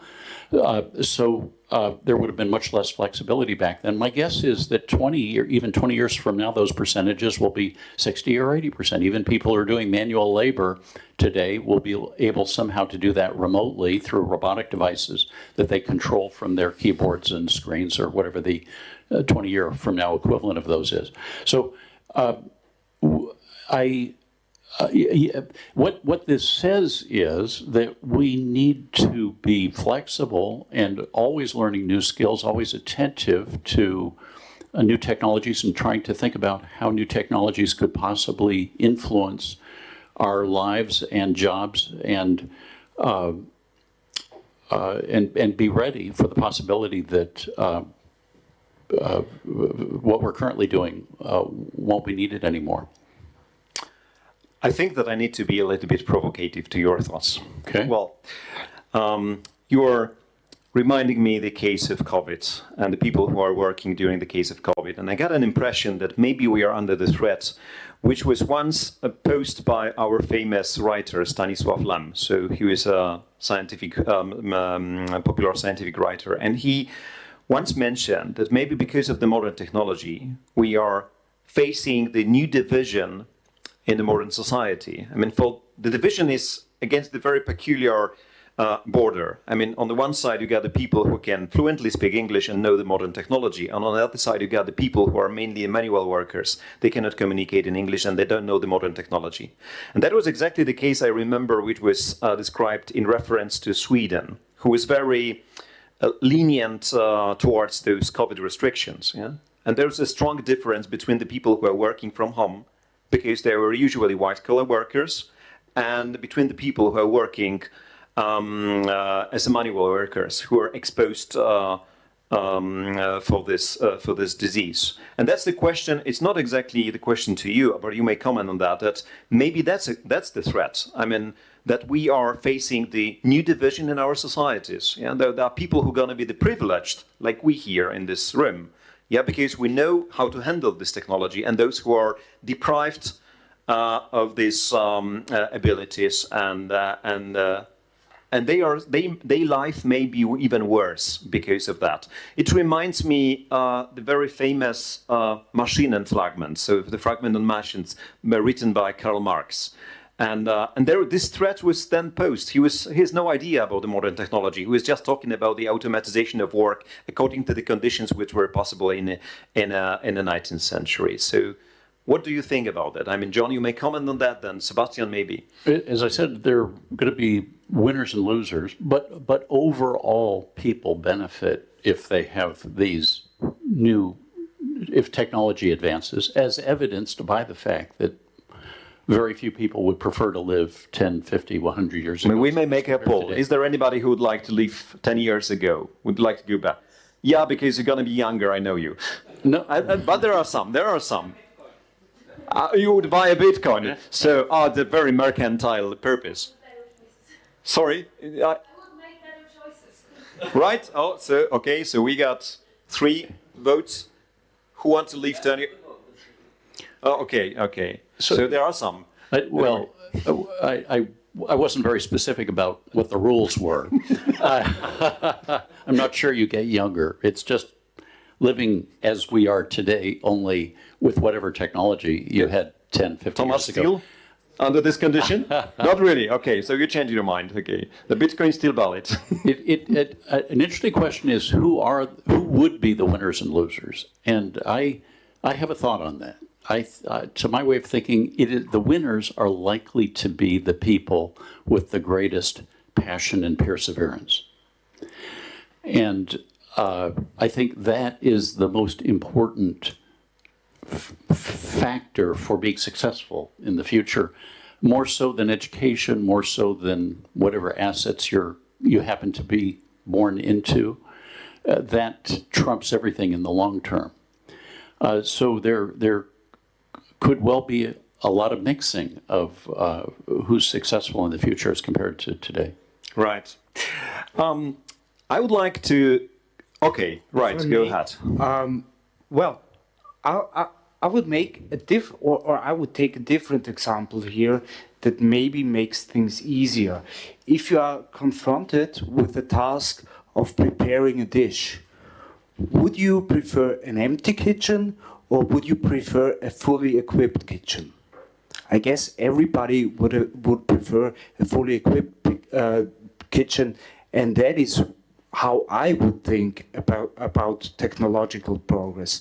You're getting more tools, whether you use them or not, but you're getting more tools. Of course, there are dangers, and it also has a connection, in my opinion, to learning, to lifelong learning.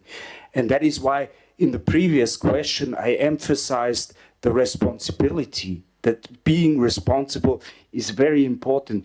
You are responsible yourself for making sure that you can use the tools. Nobody can take that away from you. So, yeah, I think we are in a difficult situation simply because of the fact that many people now are acting very irresponsibly in their lives. Right. If I may add something yeah, sure. to these reflections.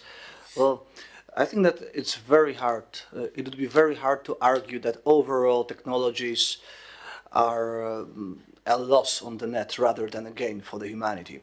And there is a very simple, it's not even a thought experiment. So we have a good science about what happened before we became agrarian farmers. So we have this hunter-gatherer societies, right? So there are estimations that those people worked 4 or 5 hours a day by picking fruits from the trees or by hunting for, of course, some animals. And then what happened after they worked? What happened after they ate? So there's this romantic picture, probably taken from Rousseau, of a happy savage who's, I don't know, who's very happy looking at the sun. No, they were just idle. They were doing completely nothing. They were walking around. This is the current scientific knowledge, at least, about this period of time. There were no technologies whatsoever. Up to 10,000 years before, there was no advancement in technologies whatsoever. So, yeah, think of it. Now the situation is totally different. We have become farmers, then we invented, in a way, we invented free markets or markets. We let them, actually we didn't invent them, we let them function by what Dieter McCloskey has written about, by allowing the virtue of entrepreneurship and innovation. And we earned not only all the time that the hunter-gatherers have, but also the tools to make this time fulfilling. Hunter-gatherers didn't write a lot of poetry. They didn't watch a lot of Netflix. They didn't. They weren't able to visit places around the world. To go to Paris, of course, right, or to Rome, whatever the weekend you choose, you go there. We do have this chance. So and answer your original question, well, the technology makes us somehow lost in this too much free time, leisure. Well, I don't think so. I very rarely quote John Maynard Keynes, but he wrote a great essay on the virtue of idleness, praise. The title was a price of idleness. And I totally agree. We as a humanity evolved to be lazy, to not to do anything, but thanks to what? To technologies, because they make it interesting. I get an impression that Bartek would like to comment on the happy savage. Am I right? Why not? I think that this picture of the hunter-gatherers, then agriculture and so on, is being redrawn quite seriously by archaeologists, evolutionary scientists. The picture is slightly different. It's just emerging from the new data. But probably it wasn't so Rousseauian as we. Yes. And the groups of hunter-gatherers probably were able to build quite complex buildings. They had some kind of technology and so on and so on. But I believe that we would need at least another 3 hours to talk about this. In a way, they had if really they had only 5 days of work and then they could do anything. They had no Netflix, of course, but there are other good things to do. So they were doing what Keynes suggested, that is quite pricey. They had a lot of time for that, apparently. Now, I think that because it is quite, for instance, if I were asked the question whether I would like to live 10 years ago, it all depends on so many variables. So my first reaction was where, how much money would I have? You know, a lot of, because in some instances I would say never, in some instances I would say yes, please. I don't need this thing. It helps me sometimes. Sometimes it's just a thing that disturbs my peace and quiet. But one thing that John said, I think is important, no matter what kind of technology you have, it's perseverance. So who gets on top? Not the people who have the best education. I fully agree with that. And there is a nice thing in the cognitive, you probably remember the marshmallow test. So this is this experiment that young children were put into a room with a marshmallow and they were asked not to eat it.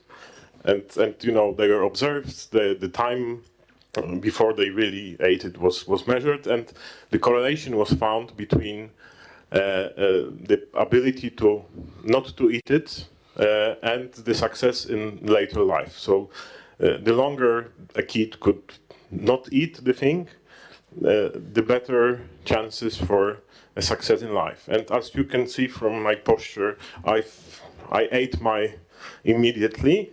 And I have the feeling that both Marcin and John still have their marshmallows somewhere hidden in their cupboards. I noticed Sebastian passed the marshmallow test because he has not eaten a single cookie directly in front of him, while I've eaten all of the sandwich cookies on this plate here. And so I'm going to give them away. I've just eaten one, so I'm sorry. So I don't see them anymore, and I won't be tempted to eat more marshmallows.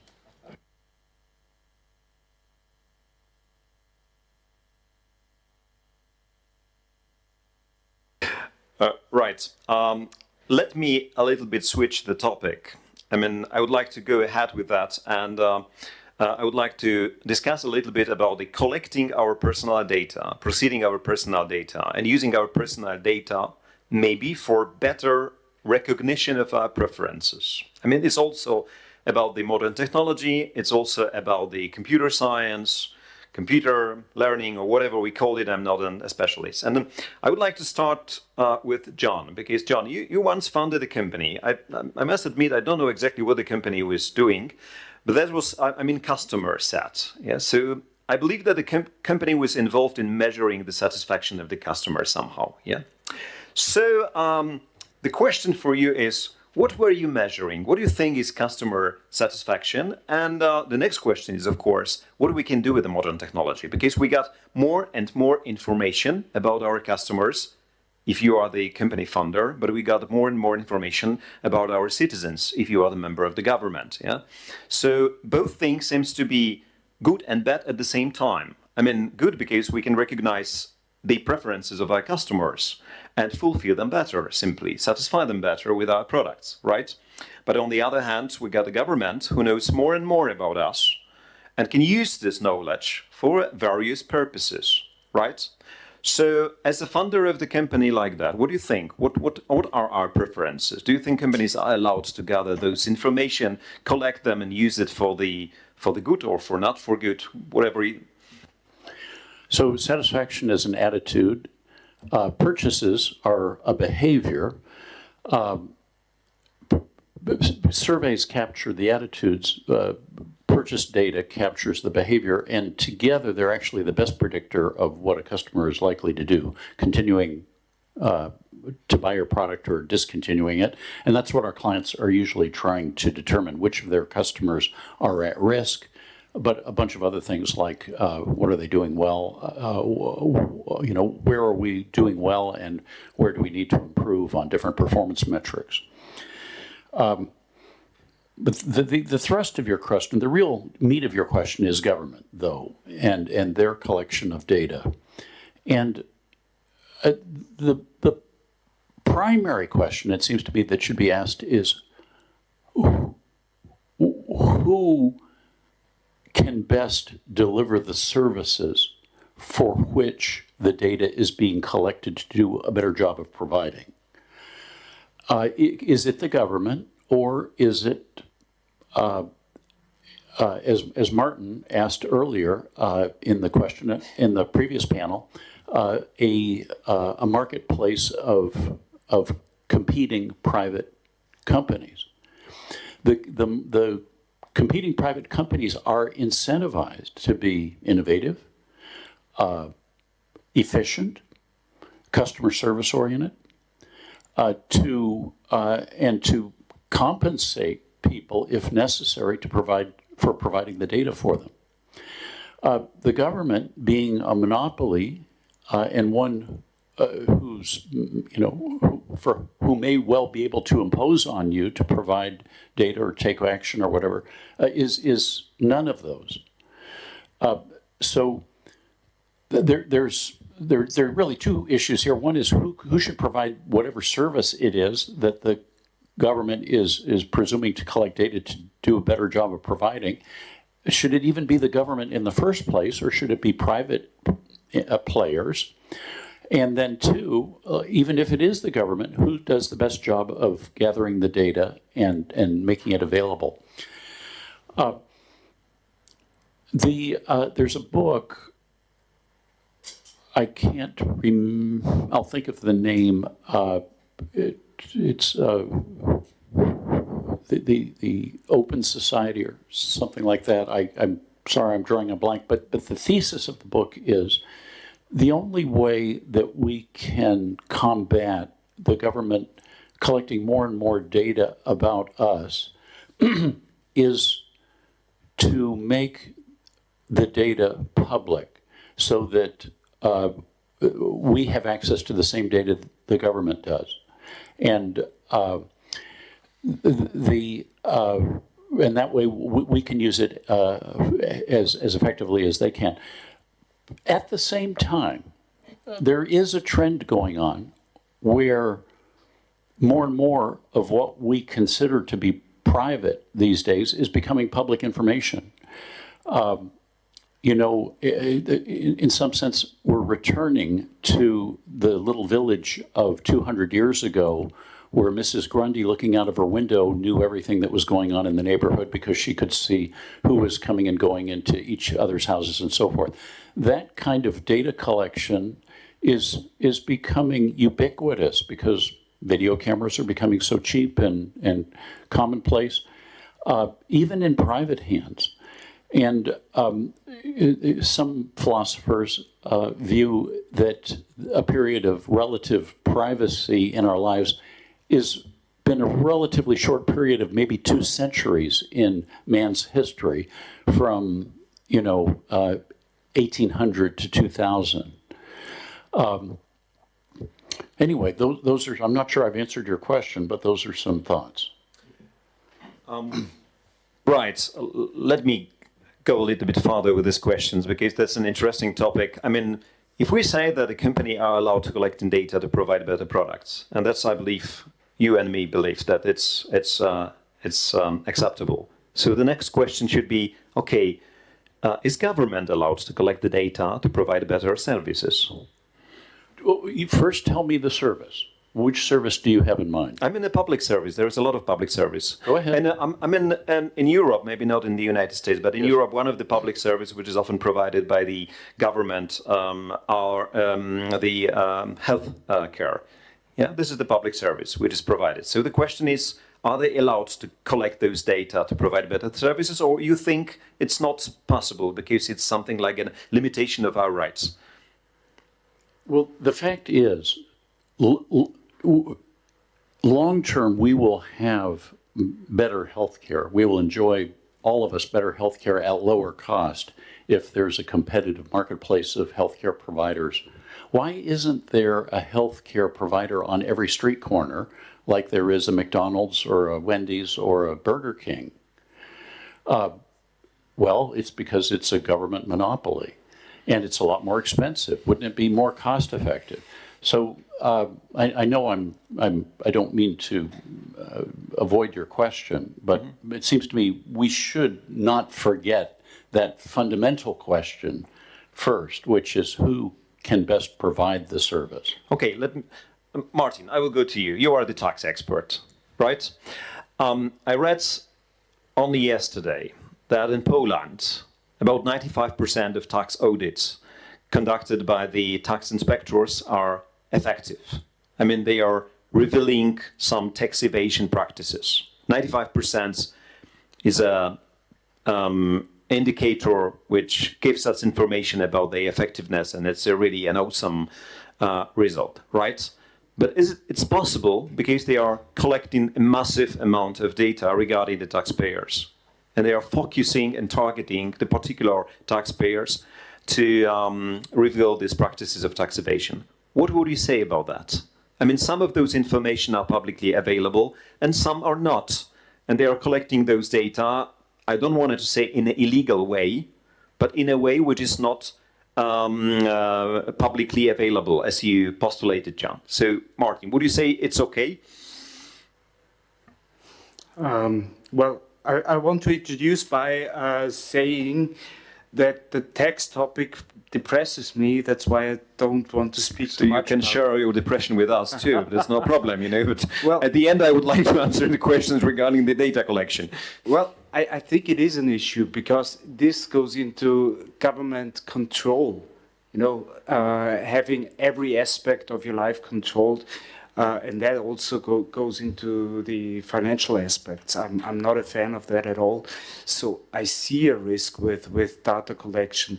But at the same time, I also want to warn people who are saying that we only have to collect data and then feed the data into models, and we will have perfect information on what the government ought to do.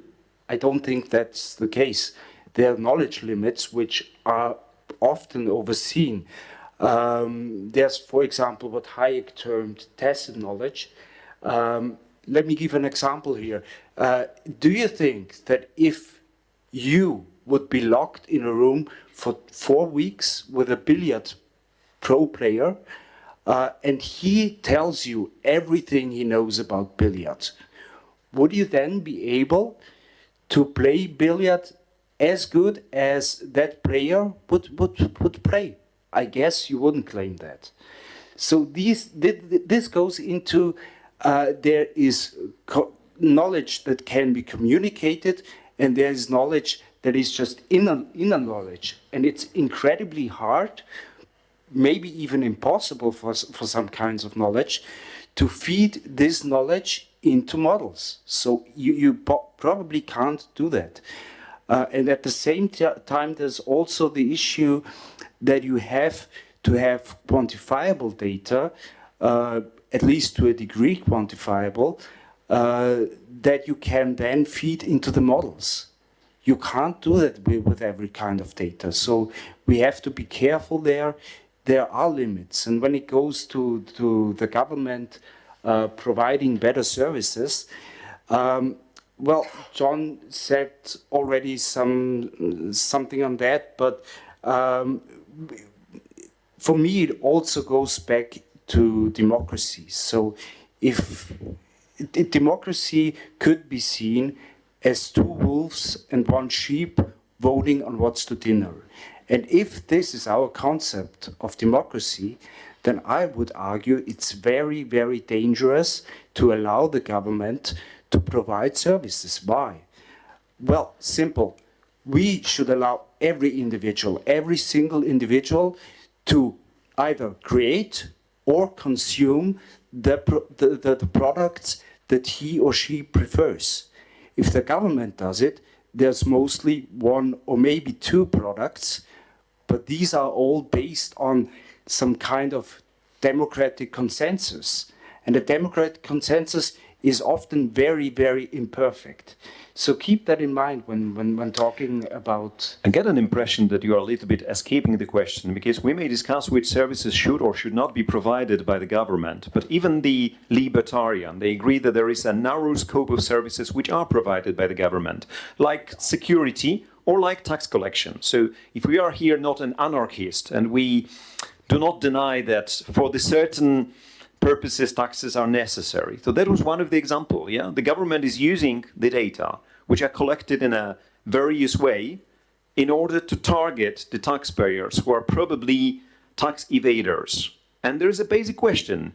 Do you think that it's morally acceptable? I mean, are they allowed to do that or not? Because it's not the problem about models. Models may have some failures, yeah? But this is not about the objective truths that are coming out of these models. We are just targeting the people or companies who are probably tax evaders to collect taxes, you know? And if we agree that taxes are necessary in the government, so automatically we may say, okay, that's great, that's fine. We don't like tax evaders if you are the honest taxpayers, right? Can I instead, or maybe additionally to Martin, answer your question? I mean, what's the reason of the very fact that tax evasion exists? Of course, in every circumstance, when you collect taxes, tax evasion would exist, but it's a matter of the scale. Which country of the scale? Which country has a simple, clear tax code in Europe, in the world? Well, outside, beside some tax havens, none. Well, if you create, as a state, as a government, a very complicated tax code with a lot of loopholes, with a lot of articles that could be somehow avoided if you are knowledgeable enough, as for example tax advisors are, then you can avoid paying taxes. If you create a simple tax code with predictable and easy to understand articles, then the scale of tax evasion becomes so small, so unnoticeable, that it is no longer a problem whether we should collect some additional information of taxpayers or not, because the answer is a clear answer, and it's just simple no. I also want to step in there. Well, there is a simple reason that I sidestepped your question, and that is there is no simple answer. The issue is that if government uses data to see whether you are tax evading or not, who tells you they are not using the data for much more problematic areas? And that's why I prefer to keep government collection of data very, very limited, even if it means that we are not, that the government isn't aware of some cases of tax evasion. It's a simple trade-off, and I think it's a trade-off that we should be accepting for the simple reason that there are immense dangers for providing the wealth of data that needs to government. Martin, the same logic is, I got an impression, the same logic works for the collection of data for the private companies. I mean, in principle, they are collecting data to provide us with the better products. But who gives me the warranty that they will not be using this data for any other purposes? I mean, we were talking about the businessman, you know, and we know that the main principle of the business, or not for everybody maybe, is maximization profits. But I would not exclude that there are some businessmen who have some particular values in the background. Yeah, so they may use those data for any other purposes. I mean, the threat is both on the side of the government collecting the data and on the side of the companies collecting the data. I fully agree. And that is why first competition is necessary. And keep in mind that the government is the only monopoly that can use force. And that's why it's even more dangerous in the public area. It is dangerous in the private sector as well. I'm not saying it isn't, but there are more risks on the government side. Right. Bartosz, what would you say about that? I mean, I got in mind the very recent affair regarding the Pegasus and collecting the information from the political opposition in Poland and the Citizen Lab in Canada, who is trying to give us some more information about who exactly was investigated and for what reasons. I mean, it looks like a threat. The government were using the software which gave them the incredible power, to investigate the political opposition. So does it constitute the threat to the democracy, and what could be the barriers or limits, restrictions to defend against such an abuse of those software? Yeah, I'm tempted to plead the Raducanu, but, and answer, I don't know, but there are three things. Maybe this won't be a direct reply to your question, but three observations. The first is that not only the gathering of data, but the way it is done is problematic in a way in the public perception. So in this land, in Poland, before the arrival of the internet, I think that the institution which gathered huge data sets, and probably they still have, is the Catholic Church, of course, not the state. And no one, it wasn't a problem in a way. Sometimes some people claimed that, but it wasn't a problem. It becomes a problem when this happens completely. Okay, the human mind has, if there's another person doing something, and we can connect, that we may say, okay, it's wrong, they should not do it, but there is no emergence of this fear that something completely unpredictable or horrible will happen. Once we hear about Cambridge Analytica and, all these things that the algorithm can do. What are those algorithms? No, this is this great mystery, and people don't understand what the algorithms do. In fact, and therefore, I think this exponentially increases the fear of data collection. That's one observation. I don't know whether it leads somewhere or not, but I think that this is an important thing, that currently this is a hot issue and equipped or leading to fearsome perspectives because of the way the data is collected. The second observation is that we cannot stop it. That to say that the law is always a few steps behind the technological progress, and it will always be. So if there is someone with financial means, creativity, who will need the data, they will collect them somehow. If this way of getting the information about our preferences, for instance, is banned by the law, they will find another one, because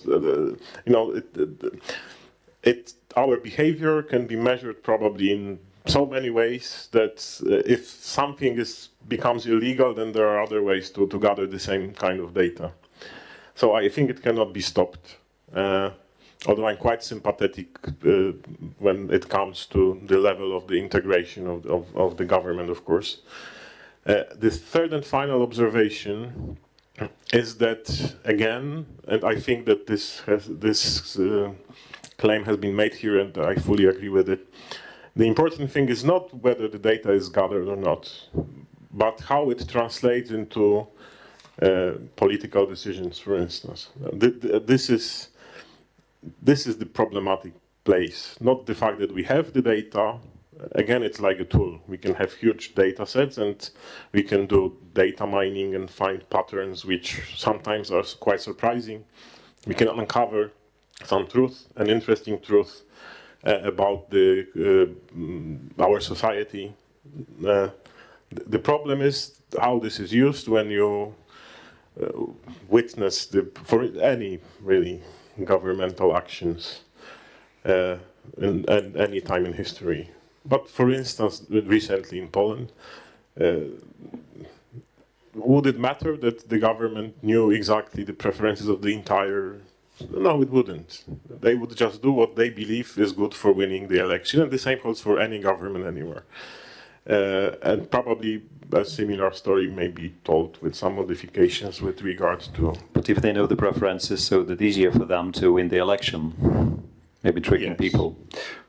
Right, John, you would like to add something? We all know how complex the U.S. census and decennial census has become, pages and pages that we have to fill out. It's interesting to compare that to the U.S. Constitution provides for the census. You know how much data it required that it collect? 1 binary digit per person. 1 bit. 1 if you're alive, 0 if you are dead or haven't been born yet. And of course that was used and is used to determine allocations in Congress. It's interesting to compare how far we've come. Right, I got an impression that we got half an hour, so maybe some questions from the audience, if you have, okay. Oh, so many, right. So the lady in the middle was the first, so please go ahead.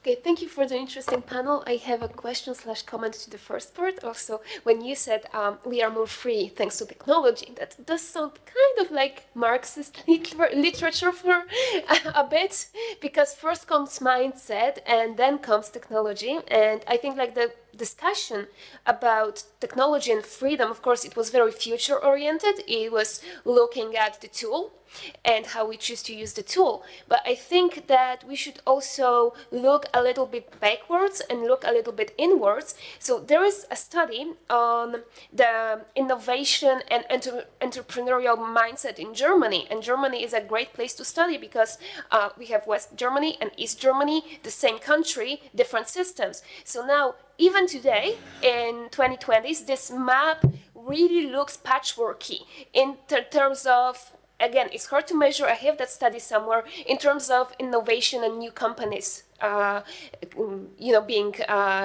being set. So it seems that people who have been systemically, emotionally abused by a socialist regime will not be flexible, will not be entrepreneurial, will not be future-oriented, and it will be harder for them to thrive in changing and innovating world. So it seems that mental health is actually kind of more important than technology in here, because that's where it starts. Like, freedom starts between your ears. So I know it's hard to discuss and it's hard to measure, but it seems that the mindset is what comes first. So that's like a general comment/question, and I know you touched a little bit on this, and I think we can also have more inward-leaning discussions on this, because it seems that freedom is more linked with our brains than with technology, because technology is really a tool. I wouldn't like to say that the system in which we were Rosen, I mean, whether it was a communist system or a capitalist system doesn't matter. But I just one remark came to my mind when you were talking about this natural experiment between the West and East Germany, is that maybe the people who are more free market oriented, more innovative, they simply emigrated to the West Germany. So it's not only about the fact in which environment we were growing, but also what division happened after the reunification of the Germany. Yeah, which could also contribute somehow to this patchy map of the Germany. So, yeah, that's true. But also, it's not that the communist regime, like in this particular example, didn't have any effect on human minds, because there is always an effect on human mind. And I'm just using it as an example. You know, even if it's an individual example and you live in some kind of corporation where your boss is being abusive towards you, you leave that corporation, you need time to readjust to the changing world because of the changes that have been done to your head. So it's not like it didn't have any effect on the people because you go out of the Eastern Bloc, like still, I'm still using it as an example, but this phenomenon still exists, and people are feeling a little bit less respected than others, and people are feeling a little bit more like tools. So it still needs more time to adjust, like still needs time to, we still need some time to level up because economically it's easier, but psychologically it may be more difficult. Is there anyone who would like to comment on that? No? Okay. Raducano. What? I said Raducano, it's too difficult. It's too difficult. So you raised a difficult question. I agree with your thesis. The more guardrails and constraints there are around us, the more risk averse we tend to become. And East Germany versus West Germany, I'm sure that sounds like a credible example to me. I see it happening in the U.S. You know, in my lifetime, more seatbelts in cars. When I was a kid, they weren't required. I'm old enough to remember that. Now, for anyone who has been raised in an environment where you have to wear seatbelts, to ride in a high-speed moving vehicle without wearing a seatbelt seems like a risky endeavor. Is that keeping people from branching out on their own, starting businesses, taking risks? Certainly the rate of entrepreneurship has been steadily declining in the U.S. over the last several decades, from about 27 per 10,000 to the high teens per 10,000. So I do think there's a correlation there, and if anyone has any data on it that makes that relationship more tangible, I'd be very interested in. If you have more data about East and West Germany, I'd be interested in that too. Thank you. I have that paper somewhere, yeah. Thanks. Right. Who's next? Gentlemen. Thank you so much. My name is Sebastian Wenglerz. I represent Freedom and Entrepreneurship Foundation and Liberty National. Thank you so much, guys, for the interesting panel. I would like to ask you a small question. Just let me give you a brief comment and then rather a small pleasant question. So what's the best type of business to run in Belarus? It's IT business, IT sector. Why? Because the government has no clue how to regulate it, right? Let's keep it that way. Let's keep it decentralized. The market is always ahead of the regulation. So that's what Professor Brożek just said a moment ago, and usually that's not the case for the Western governments, right? That can afford higher quality experts. But let me just add a small comment as a libertarian positivist, voluntarist / anarchist. For those of us who think we are doomed as humanity because we are approaching this social credit score systems, right? Big tech in bed with the government. I would like to say if even if there are 100 million people right now working on how to make our life worse, the rest of the humanity is working on how to make our life better.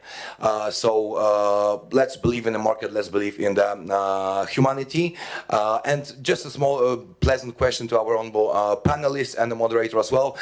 Do you guys personally use any, that's an exaggeration a little bit, but those AI models, language pre-trained models that are available on the market?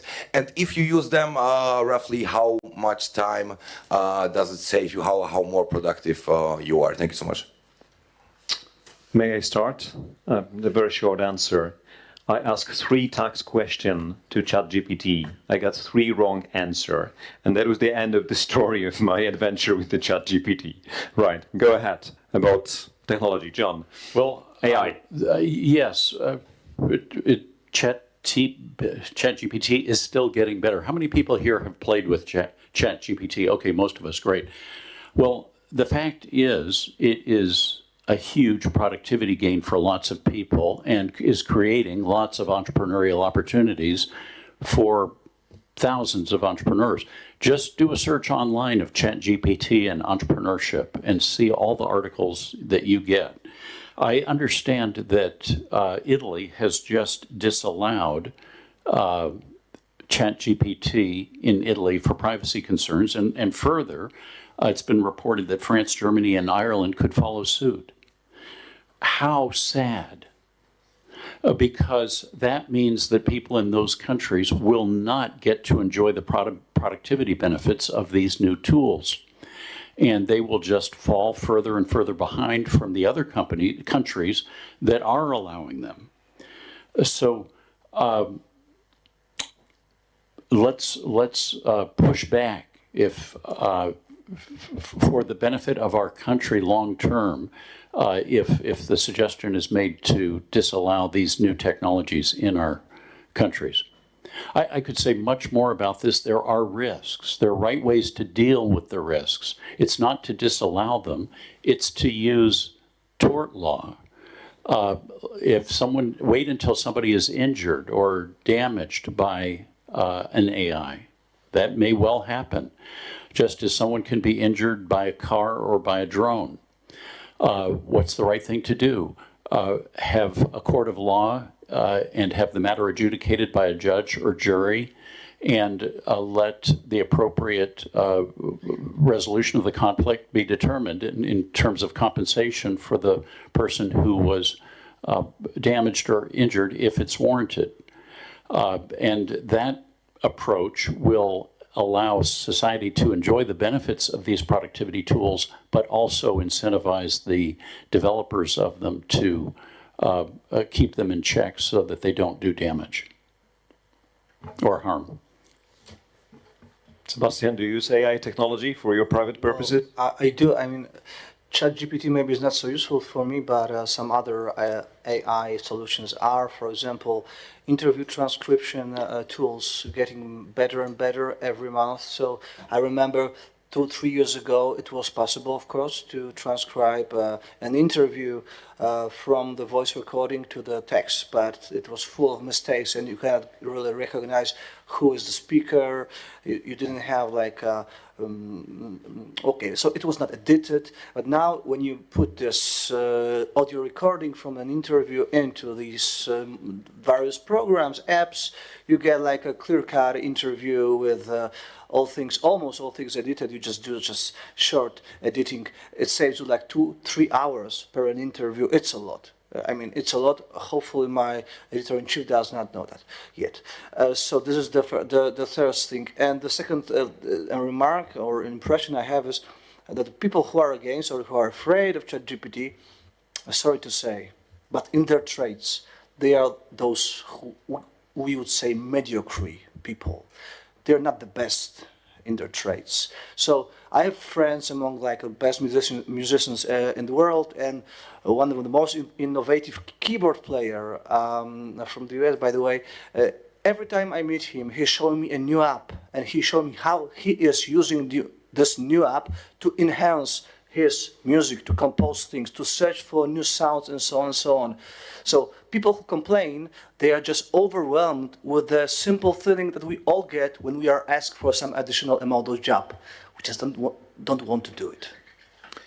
Don't you think, Sebastian, that we have something like a moral obligation also to face the fears of those people who are mediocre? I mean, maybe we should also look after them and not leave them alone. Yes, leave them behind. Yes, of course, we should be very empathetic towards them, but this not excludes the simple fact that I just stated. I mean, let's help people. Let's try to get them familiar with those tools. Let's show them how to use them to save time, to become more creative. To teach them, yes. But you know, for example, yesterday I read a petition by Polish associations of scriptwriters. That, well, maybe we should stop using this ChatGPT for a while because it's such a huge risks for our jobs. And you know, Polish TV series are one of the worst you can imagine. And most of those scriptwriters were the TV scriptwriters, Barwy Szczęścia, and so on and so on and so on. So do you really think that those kind of people should decide on the future of technologies? I don't think so. Okay. John, before I give you advice, I would like to know, guys, if you are using the AI technology and if you can save your time with that. So just to answer the question of one of our guests. Okay? and then you, right? Bartek. Thank you. As one of the mediocre people, I want to say The most humble. So that I use only Google search engine. It's a very good tool. It helps to reduce the time needed to write a book from 1 year to 3 months. It's good, I think. I don't want anything better. Great achievement. Yeah. The one of those books which we are waiting in our book company. Yeah, that's Yes. yeah. So it should be ready by the end of August, so I need to start in a month or two. But really, I have two observations. There is this fear, again, that there's a technology which can do what more than mediocre people can do, and somehow, but this is not true. Already at the beginning of the 14th century in what is today Spain, there was an interesting person called Raymond Lull. Raymond Lull is sometimes called the forerunner of the modern computers. He wanted to unify different religions together. There was Jewish religion present there, Islam, and Catholicism, or Christian faith. And he believed that in order to do it, he needs to design a perfect language. So he designed an alphabet. He also designed special figures, even moving figures, that were to produce combinations of basic concepts. The problem is that the system itself did not decide what is true and what is not. It was just a help to show different configurations, and then it was the job of the philosopher, of a human being, to decide what is true and what is not. And I think the same, the famous chart may produce whatever I ask it to do, but then I need to assess it and say, okay, it's good, it's not good.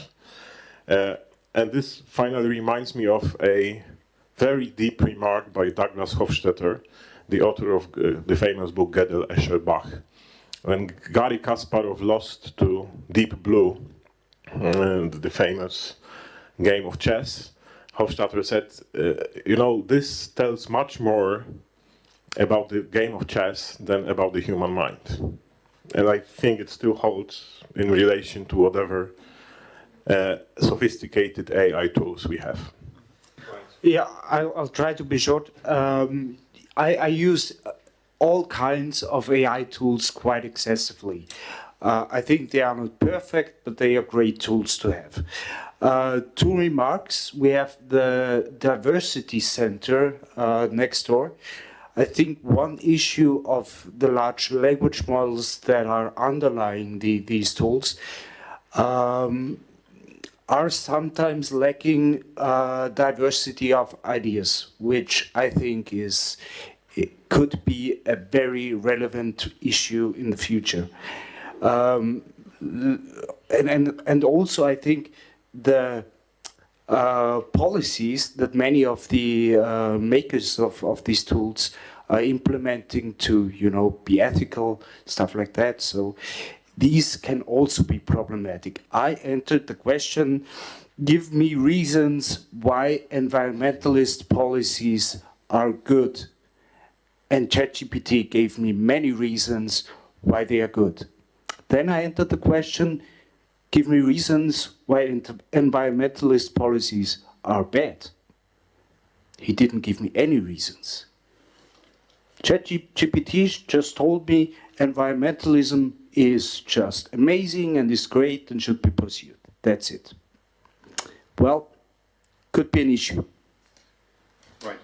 We got time for one more question, and John, you would like to add something, I guess, yes? So, far from putting a mediocre programmer out of business or out of work, ChatGPT can turn the entry-level or mediocre programmer into an excellent programmer, working together. So it's an opportunity, especially for somebody who has limited skills or is a novice at the field.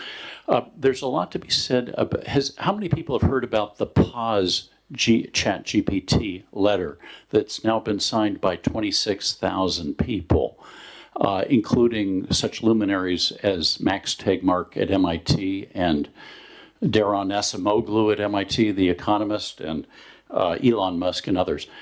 They're suggesting that this technology has so many potentially risks that we should pause development of it for 6 months to figure out how we're going to manage those risks and better align the technology with our goals and aspirations.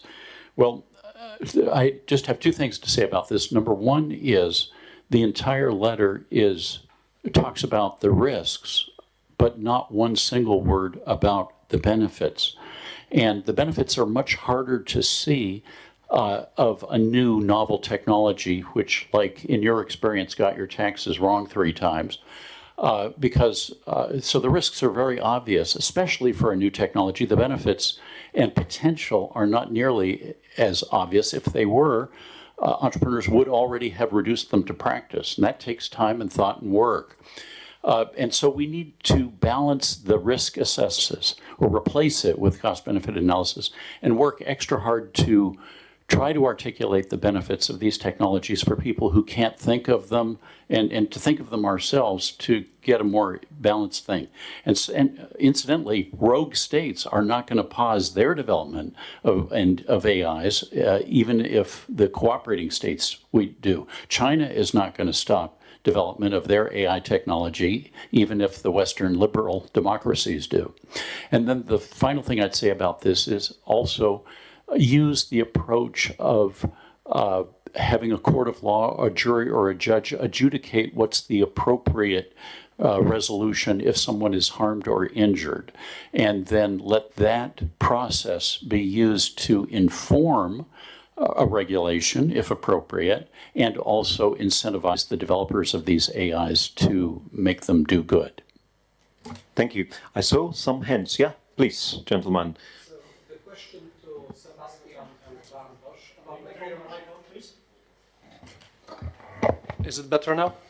About the ownership of the data. There is this strong held conviction, especially in the EU, that I should be the owner of data that relates to myself and my actions. But shouldn't we challenge this conviction? Because although it is clear that the data is the results of my actions, the collection process and what happens with the data afterwards is the result of the entrepreneurial action and the employment of scarce resources that someone other owns. So would you care to comment on this?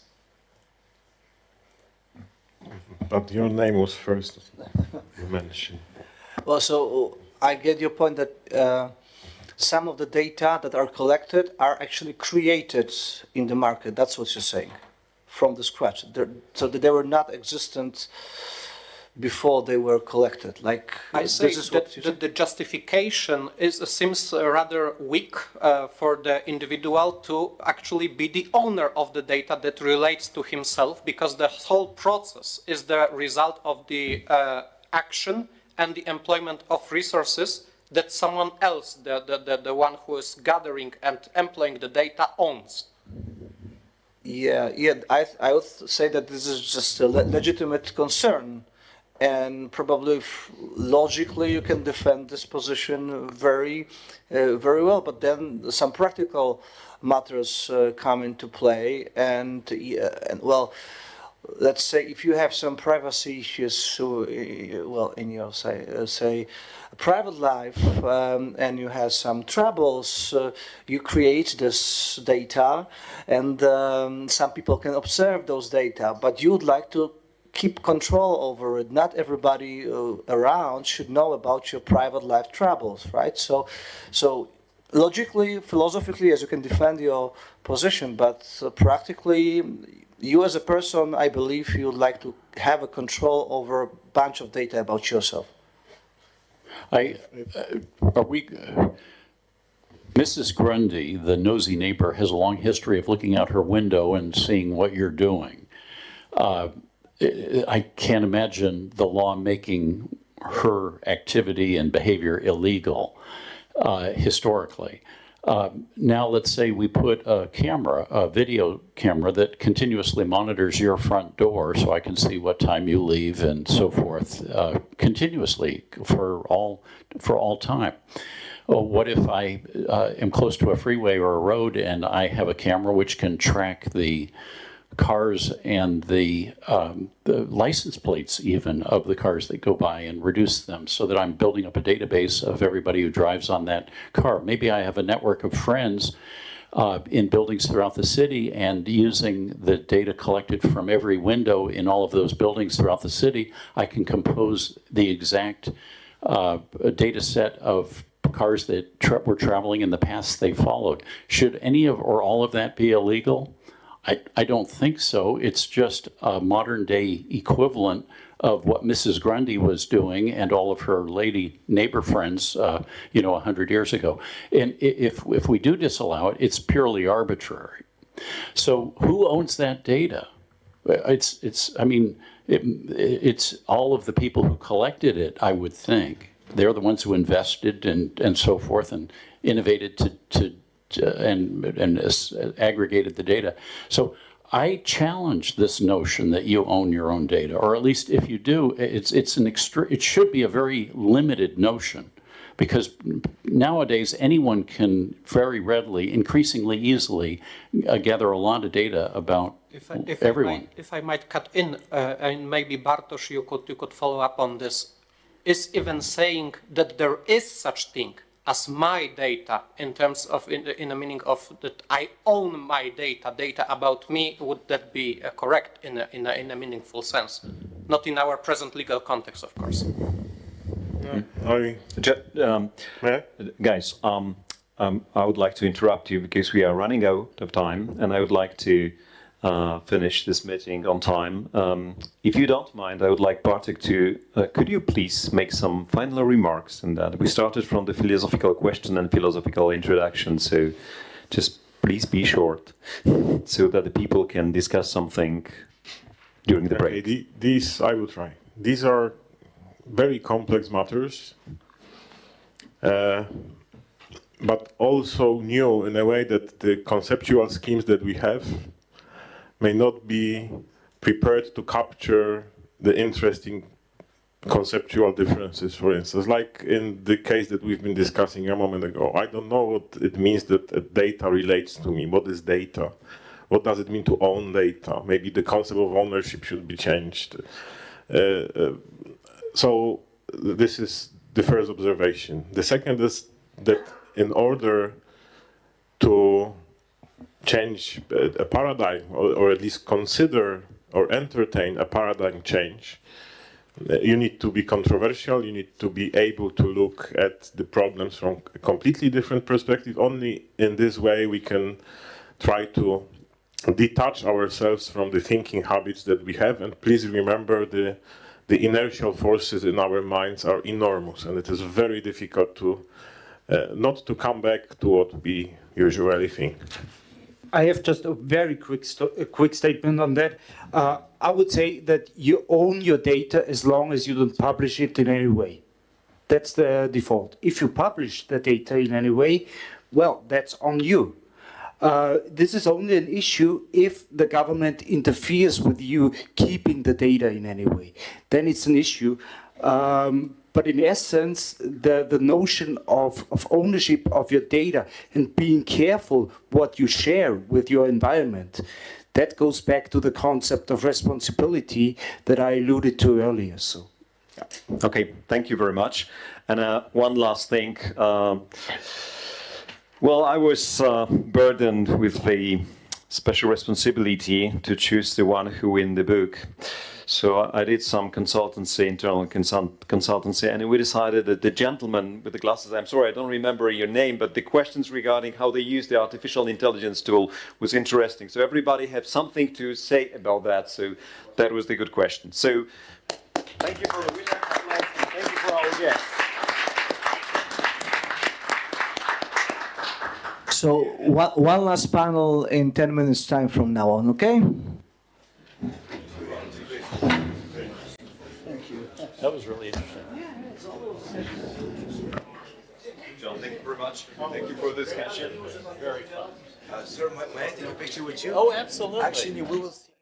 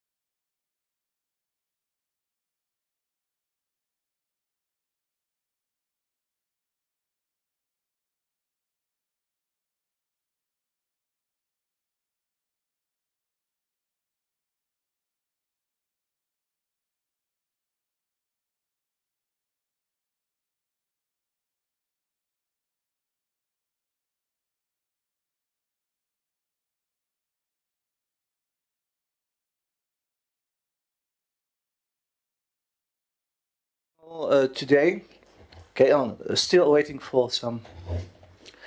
Dan, are you joining us? Dan seems surprised, yes. Okay.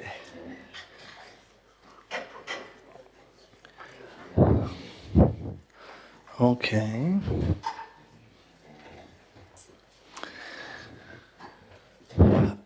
So, now I'll talk about something really important, about the wealth. So that's the title of the panel. What does it mean to be wealthy? Why do we do it? Because we composed a new index. It's not like totally original. A new index measuring the wealth of the nations. So we tried to follow Adam Smith's suit in pursuing what's the wealth of the nation. And we thought that maybe there's something, those voices who say that, well, only GDP is not enough to measure the wealth of a country. You need to add some other factors into the calculations. So we did it. We divided economies into two parts.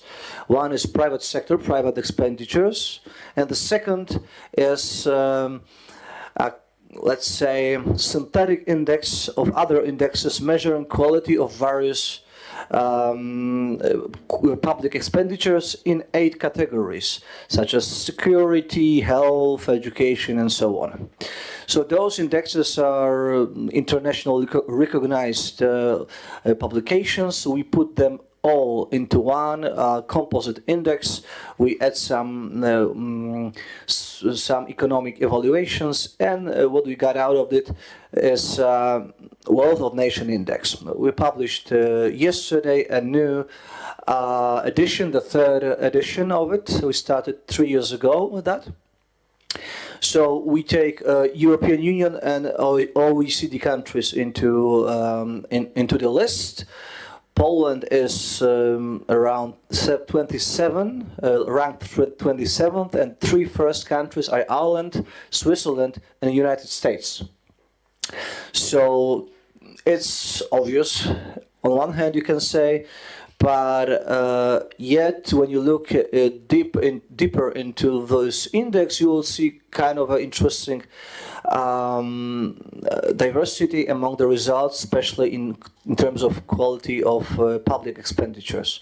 So, for example, due to the fact that we did this calculations for the 3rd time in a row, we can compare how various economies performed before, during, and after pandemic, and we can conclude whether which economies did well, which did poorly. So first of all, there is a consistent observation that the old Europe, the old part of European Union, has not performed too well during and after pandemic. The new part of Europe, so the central region of Europe, Poland included, has been performing comparatively well, but the United States is performing comparatively better over the years, those 3 years at least, than Europe as a whole. So United States is not like some say a fallen economy, you know, in decline or something, at least according to our index. It's quite optimistic view. And the thing with this division between private and public expenditures in the economy lets us see clearly who is really responsible for the growth and who is the motor, who is the engine. In case of Poland, because it varies from country to country, in case of Poland, during the last 3 years, it was the private sector. So the quality of our public expenditures were declining, and the private sector was the motor, the engine of the growth of the wealth of the country. So I advise you, I recommend reading all the index, looking in all the data, all the charts. It's accessible. You can access that on our website, wei.org.pl. So this is the short introduction. I decided not to go deeper into the details in order to proceed with more interesting discussion, in which we're gonna have great guests, of course. let me take the list in order not to make mistakes when introducing them. You already know Mr. Dan Mitchell, who is an economist and ex-Cato Institute fellow. Tomek Kwarciński, who is member of Polish Philosophy of Economics Network. He also works at Kraków University of Economics. He's an economist, and he also was helpful in organizing all the events, so thank you for that, by the way. We have Robert White, Dean of Faculty at the American University in Bulgaria. And Manolaci Christian, here is a historian and also a managing director of the Cluj-Napoca Urban Culture Center. Is that correct? Perfect. Okay, so first thing I'd like to ask you all in the audience, actually I have two questions. Can you please, each one of you, one by one, say the first word that appears in your mind when you hear the word wealth, the first association. Let's start with the cameraman. Happiness. Happiness, wealth, happiness. Peter. Money. Life. Life.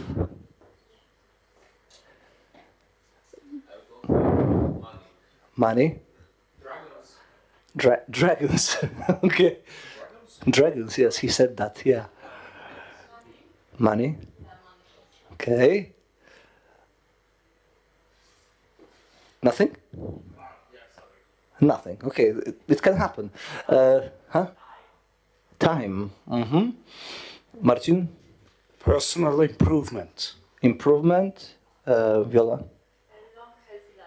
Long, healthy life. John? Achieving goal. Marcin? All right.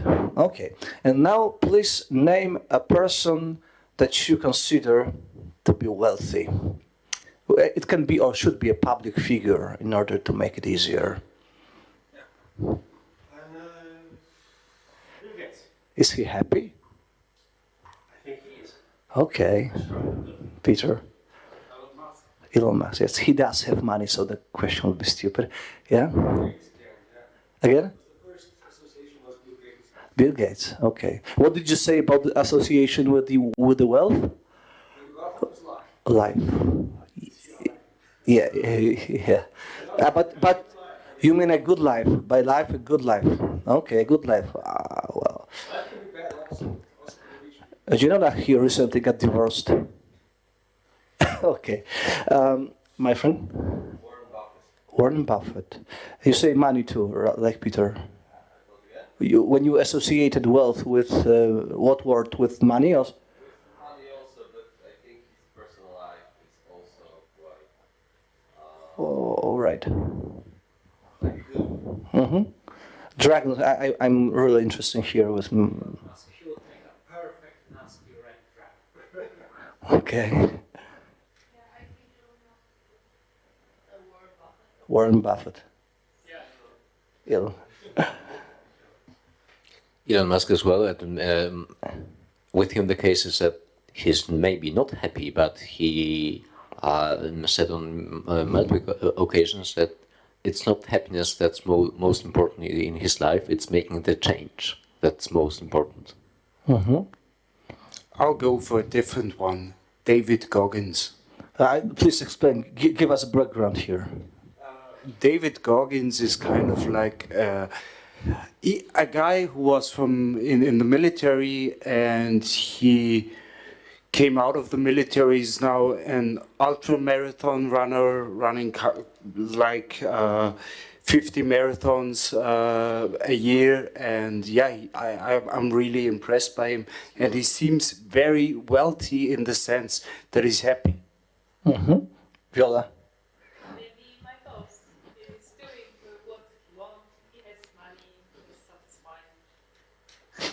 All right, that's yes, it's also live transmitted. John? Elon Musk. And we do not exclude ourselves. no, you can say, yeah, of course. Me, I feel wealthy, I feel comfortable. It's perfectly convenient. All right, but That's perfect answer. That is the perfect answer. That is the perfect answer. Yeah, but it shows us that the associations with the wealth these days are not very obvious. This is not something universal that we immediately answer in the same manner, starting from dragons, finishing at happiness. So it's like not an obvious, it's a nuanced question. But historically, I would say, this is my question, my first question to Christian. Historically, I would bet that wealth meant probably fortune in a very material way back in the day, at least in our civilization. I'm asking you as a historian, what was the meaning, historically speaking, of the word wealth?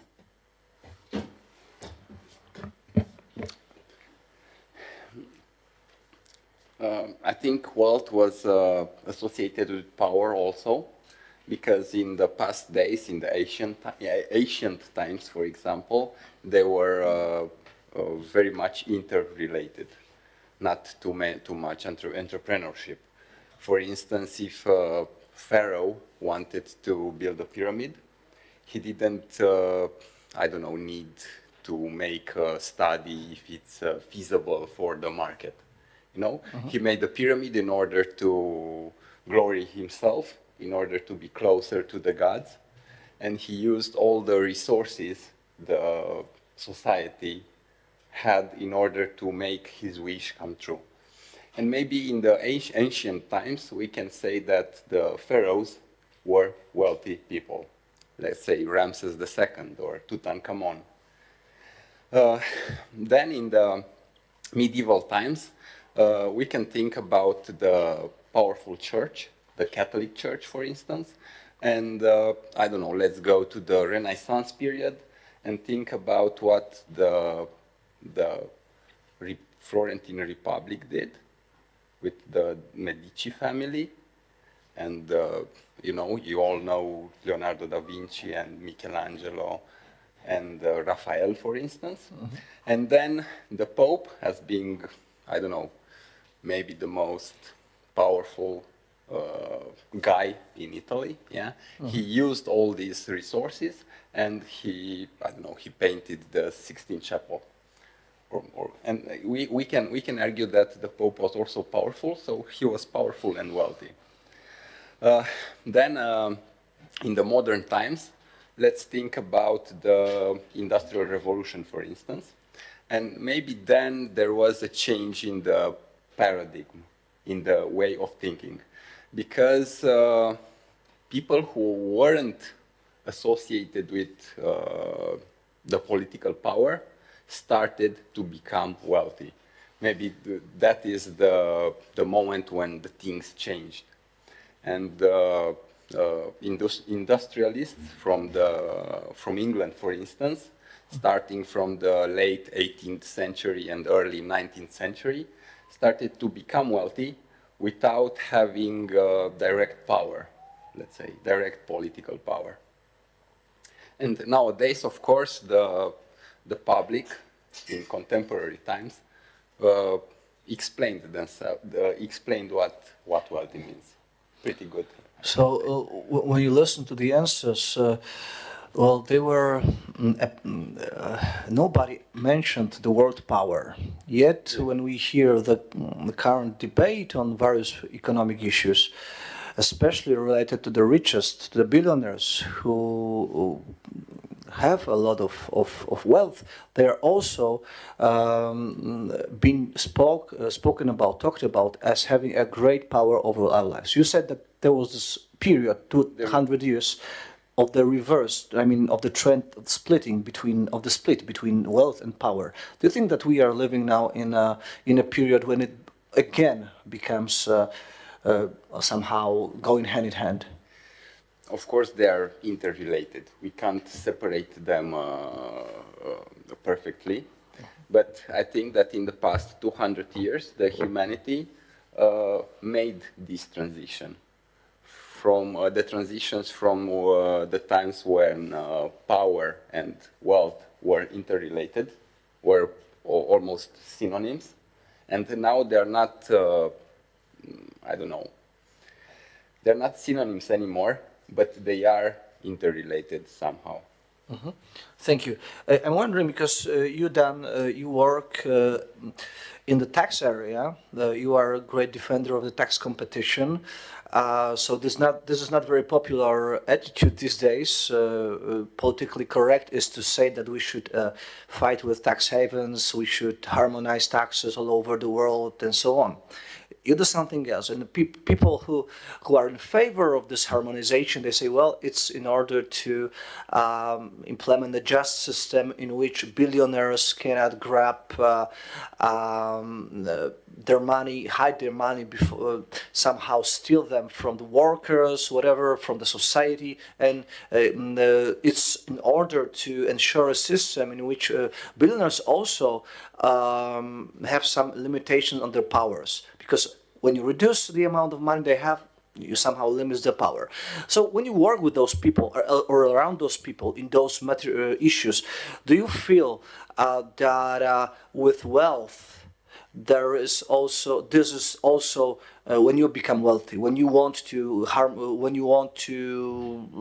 reduce the taxes, the effective tax rates that you're paying in some tax haven, that you do it in order also to gain some influence, to gain some power. What is your feel on those matters? Listening to the previous answer reminded me of a Walter Williams quote, and I won't have it exactly right, but he said something to the effect that prior to capitalism, you got rich by enslaving and impoverishing your fellow man.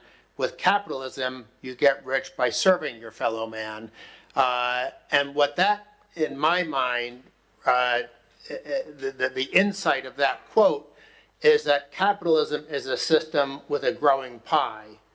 Pre-capitalism, there was a fixed pie in the economy. A king got rich by enslaving and abusing the peasantry, and feudal lords got rich by impoverishing the serfs, things like that. In a capitalist economy, those constraints don't exist. And in the world of taxation, this is a critical thing to understand, because our friends on the left genuinely seem to think that the world is still that fixed pie, that if one person becomes rich, Elon Musk, Warren Buffett, the names that were mentioned, then the rest of us, by definition, have to be poorer as a result. Now, that is so obviously anti-empirical, so clearly false, but nonetheless, maybe just because genetically we descended from hunter-gatherers, where that was our lives for millennium, overcoming that is probably the biggest challenge I have. I have literally sat down with some of my friends on the left and said, well, here's the data, and you go to like a completely non-free market website, like Our World in Data, Oxford University. There's nothing free market or classical liberal or libertarian about that site, just straightforward data. And you can go to that site and look at per capita GDP, or the Madison data, University of Groningen, if I'm pronouncing it correctly, in the Netherlands. There are all sorts of websites that show long-run data on per capita GDP. Basically, the world was flat, no income, then capitalism, and then income has skyrocketed. And you show them that data, and you say, look, there are lots of rich people, but look at how everyone became rich. And it's like you're running up against some sort of religious fundamentalism in these folks on the left. My greatest failure is that I have never come up with a way of explaining it to them in a way that will actually stick. Yes, they'll look at the data, okay, yeah, that data's right, but 10 minutes later, they're back thinking that a rich person is rich because a poor person is poor. And I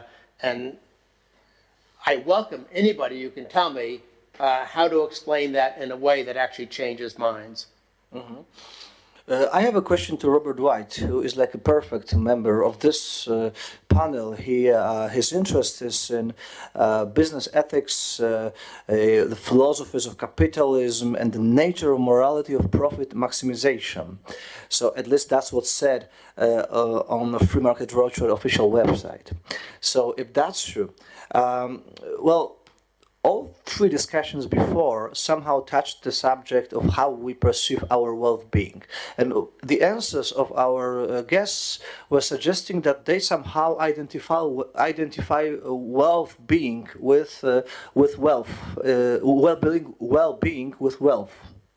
So is it a mistake on their side? They use the wrong definition, or maybe we are witnessing some kind of a change of the meaning of the word, where wealth does not mean only having a lot of money, a lot of fortune, a lot of houses, and so on, but also it's extended to cover some other areas as having a fulfilling life, being able to having a nice hobby, and so on and so on. What is your take on that? I would not equate wealth with well-being. And that I think these are two distinct concepts. You have the concept of wealth, which I do equate with money, and I do equate with purchasing power. If you look at the examples that were given before in this room, we went around the room and people said money, life, and so forth. But when we looked at the concrete examples that people gave of people who are wealthy, there are people who have a lot of purchasing power. Elon Musk, Bill Gates, and so forth. So in terms of wealth, I would equate wealth with purchasing power, but I would not equate wealth with well-being. I think wealth is a broader concept, well-being is a broader concept than wealth. But I think that wealth is actually a really important part of well-being. Our lives are better when we are wealthier. So before we talked about growing the pie, it's not a fixed sum. How do businessmen grow the pie? By producing goods and services. How do businessmen become wealthy? By producing goods and services. Most of the goods and services that we see today did not exist a few years ago. iPhones is an example that came up before. But even beyond iPhones, think of microwave ovens, dishwashers, modern cars with their safety features, planes. The fact that we're recording this, and can broadcast this, did not exist at some point. So, growing the pie means producing new goods and services, and those goods and services make our lives better. Try navigating around a new city. This is my first time to this particular city. I've been in Poland before, but my first time here. I had no difficulty getting here today. Why? I have an iPhone. A few months ago, I drove from Atlanta to Chicago in the US. First time I've done this. No difficulty. I have an iPhone. So that wealth, that creation of wealth, in terms of the iPhone and the technology on the iPhone, has made my life better. To give you another example, I'm currently in Bulgaria, originally from New Zealand. My parents, my family are in New Zealand. In terms of communication between me, my son, and his grandparents, 10, 15, 20 years ago, you have to phone them up. You don't see them. It's just a voice on the phone. Now you have FaceTime. Now you have Skype. Now you have Zoom. This gives a whole different dimension. So, the people who created Skype, who created Zoom, they created wealth. And that wealth hasn't improved my life. And it has improved the lives of the people in this room. So I would not equate wealth with well-being. I do think these are different concepts. But they are connected. We need wealth in order to have well-being. that the creation of goods and services enhances and improves our lives. It extends our lives, and it makes the lives we have better. Thank you so much. Tomek, yes, please. Can I just add something real quickly to what he said? Other people's wealth increases my well-being. And let me just give you a quick example. William Nordhaus at Yale University, not a classical liberal or libertarian, just an economist, he estimates that of the sort of super entrepreneurs out there, they capture 2.2% of the wealth they create for society. So in other words, 97.8% of the wealth that's created by these super entrepreneurs is going to the rest of us. That's something to celebrate. I agree completely. Tomek, so from what has been said up till now, we can conclude that focusing on purely material wealth is like good thing because other things follow. So well-being as a result, to some degree, of course, of our ability to use various tools of our wallet and so on. Well, and this has been a traditional approach in public policies. The focus on so-called GDP per capita as a main indicator of the growth of the wealth of the country is still mainstream. So do you think that this is the only perspective that we can have on those things? Thank you for this question. The simple answer is no. I don't think that this is the only perspective. But I want to say a few comments to the previous panelists and some short comment in favor of dragons, because I think that you mentioned a lot of things related to wealth, to be wealthy. The majority of many of you thinks that money is the synonym of being wealth. The power is the synonym of being wealth, but what wasn't mentioned, at least openly, is relationships, being in relation, sense of belongings. So maybe if you are a guy who is a person who is a dragon like us, so maybe this is the way to achieve being wealthy, to feel happy, and this is something which we have to remember.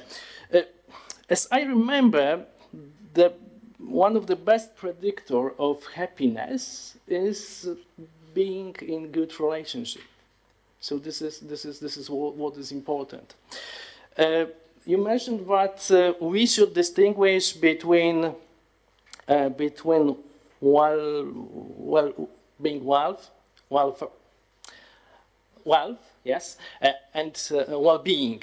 This is true. It's good to making distinctions.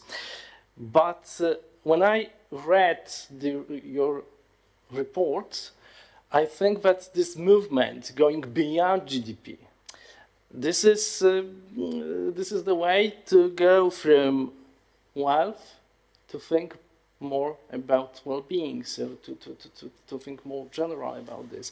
And I think that GDP per capita is not a perfect measure.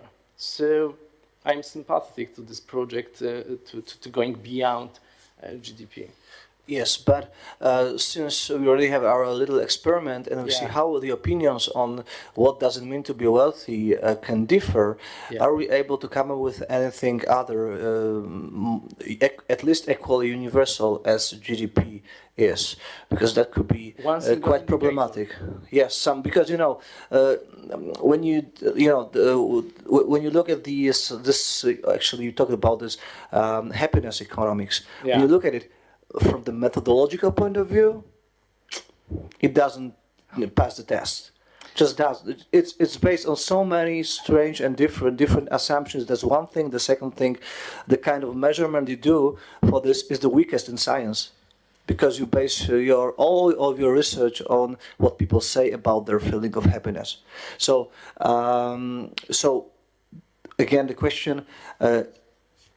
Is there any alternative or any credible tool that we can measure our wealth in this extended version?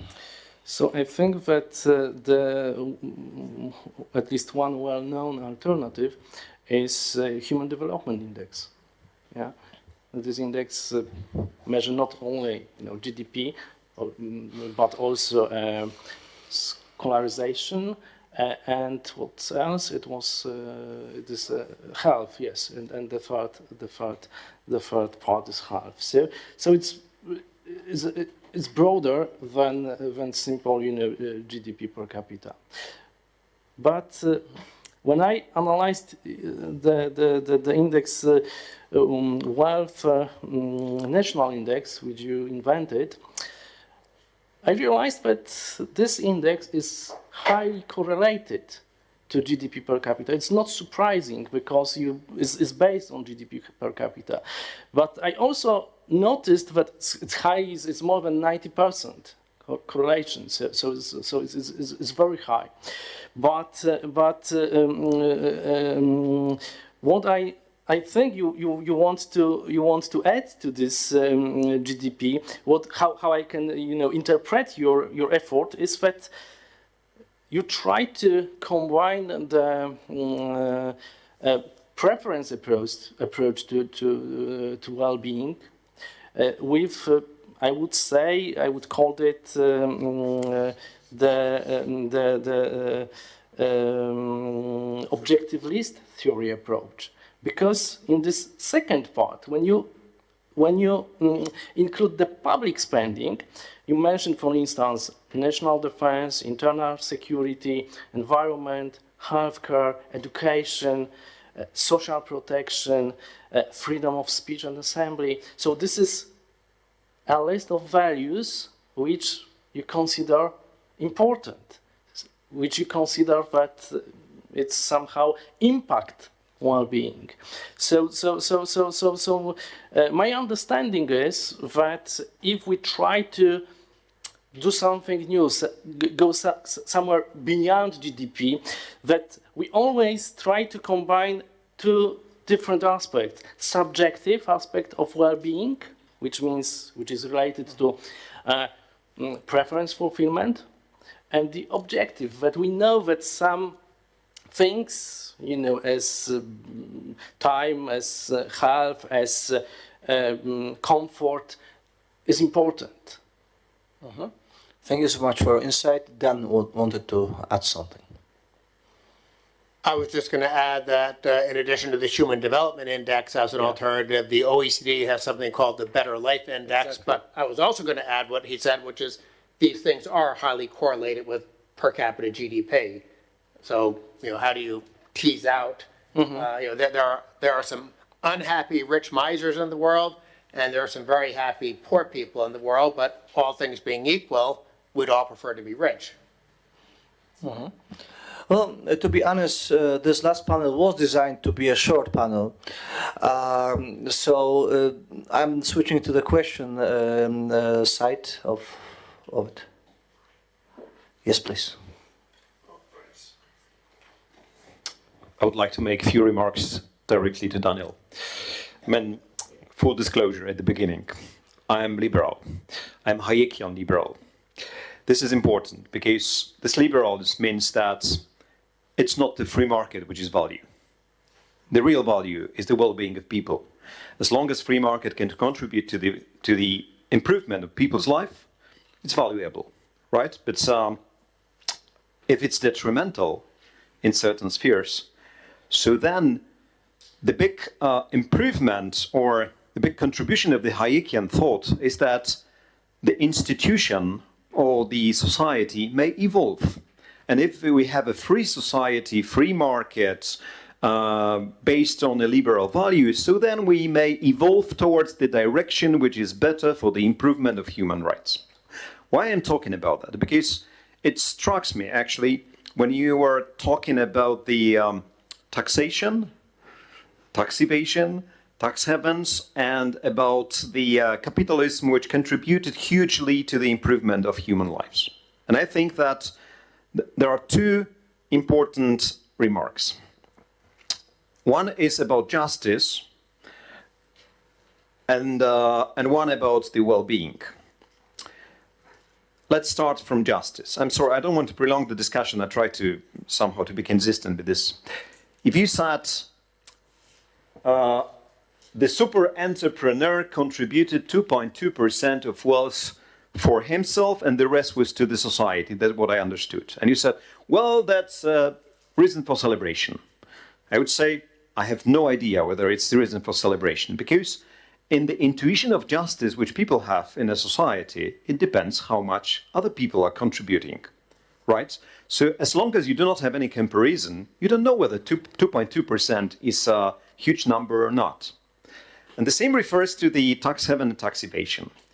If we agree, I don't know, maybe an anarchist, and you say taxation is in principle something bad. But if we are on the same page and we say that certain taxes are necessary in the society or in the state to contribute to some, I don't know, public services or public duties of the government, whatever we name it, so then instantly there appears the idea of justice. I mean, how much taxes the particular citizen should contribute to the state budget, right? And then this idea of justice is not something which is objective in Hayekian terms. It's strongly dependent on our intuitions. I mean, so I may say, okay, I'm a poor person, maybe I can contribute 10% of my income, but this guy, or this one is the very rich one, he can contribute much more, right? And if you ask people what are they thinking about that, so then they think, well, this guy is a bad guy because he is escaping with his wealth or with his incomes to the tax haven. And the second remark, this was about justice. The second remark is about the efficiency. I mean, at the beginning I said that Hayekian liberalism was about the well-being. And we got something in the theory of taxation like theory of optimal taxation. The basic question is, how much can we tax the people having in mind the needs of the government so that it's not detrimental to the efficiency and to the economic development, right? And it's an empirical question. We can ask that question. And if we find that there are people who are trying to cheat on the system and they are escaping from the taxation to the tax haven, so then we may conclude, okay, they are out of our equation and we need somehow to be severe against them. Okay, if you could comment on that, so I would be happy. All right, you made a bunch of points, and my aging mind will probably forget some of them, but I'll try to answer. The Nordhaus research, I confess that it's been decades since I read his paper, but I think it was based on the market value of companies that these people created and versus their personal wealth. That certainly would seem to be the most logical way. That strikes me as very straightforward and acceptable. Now, I remember thinking at one point, of course, what is capitalism about? It's creative destruction. So a super entrepreneur who comes along and invents a computer is probably destroying the typewriter industry. So did that calculation factor in the destruction of the typewriter industry? I confess I don't know. It's just been too long since I looked at it. With regards to taxation, which I gather was your bigger point, I'm not an anarcho-capitalist. I don't like taxes, and taxes clearly, taxes clearly are taken from us at the point of a gun, ultimately, because if we decide not to pay, sooner or later government agents will come. I want you to pay too. Yes. However, in the previous panel, someone made a comment that I think, unless I imagined it, democracy is two wolves and a sheep voting what to have for lunch. I don't think that populism designed to whip up hostility to the rich and let's have 95% of the people vote to rape and pillage 5% of the people, I view that as fundamentally immoral. So I have no desire to defend untrammeled majoritarianism. I think that's an evil system. That's a system that gives you slavery, it gives you death care, all sorts of bad things come about from it. But where do you draw the line?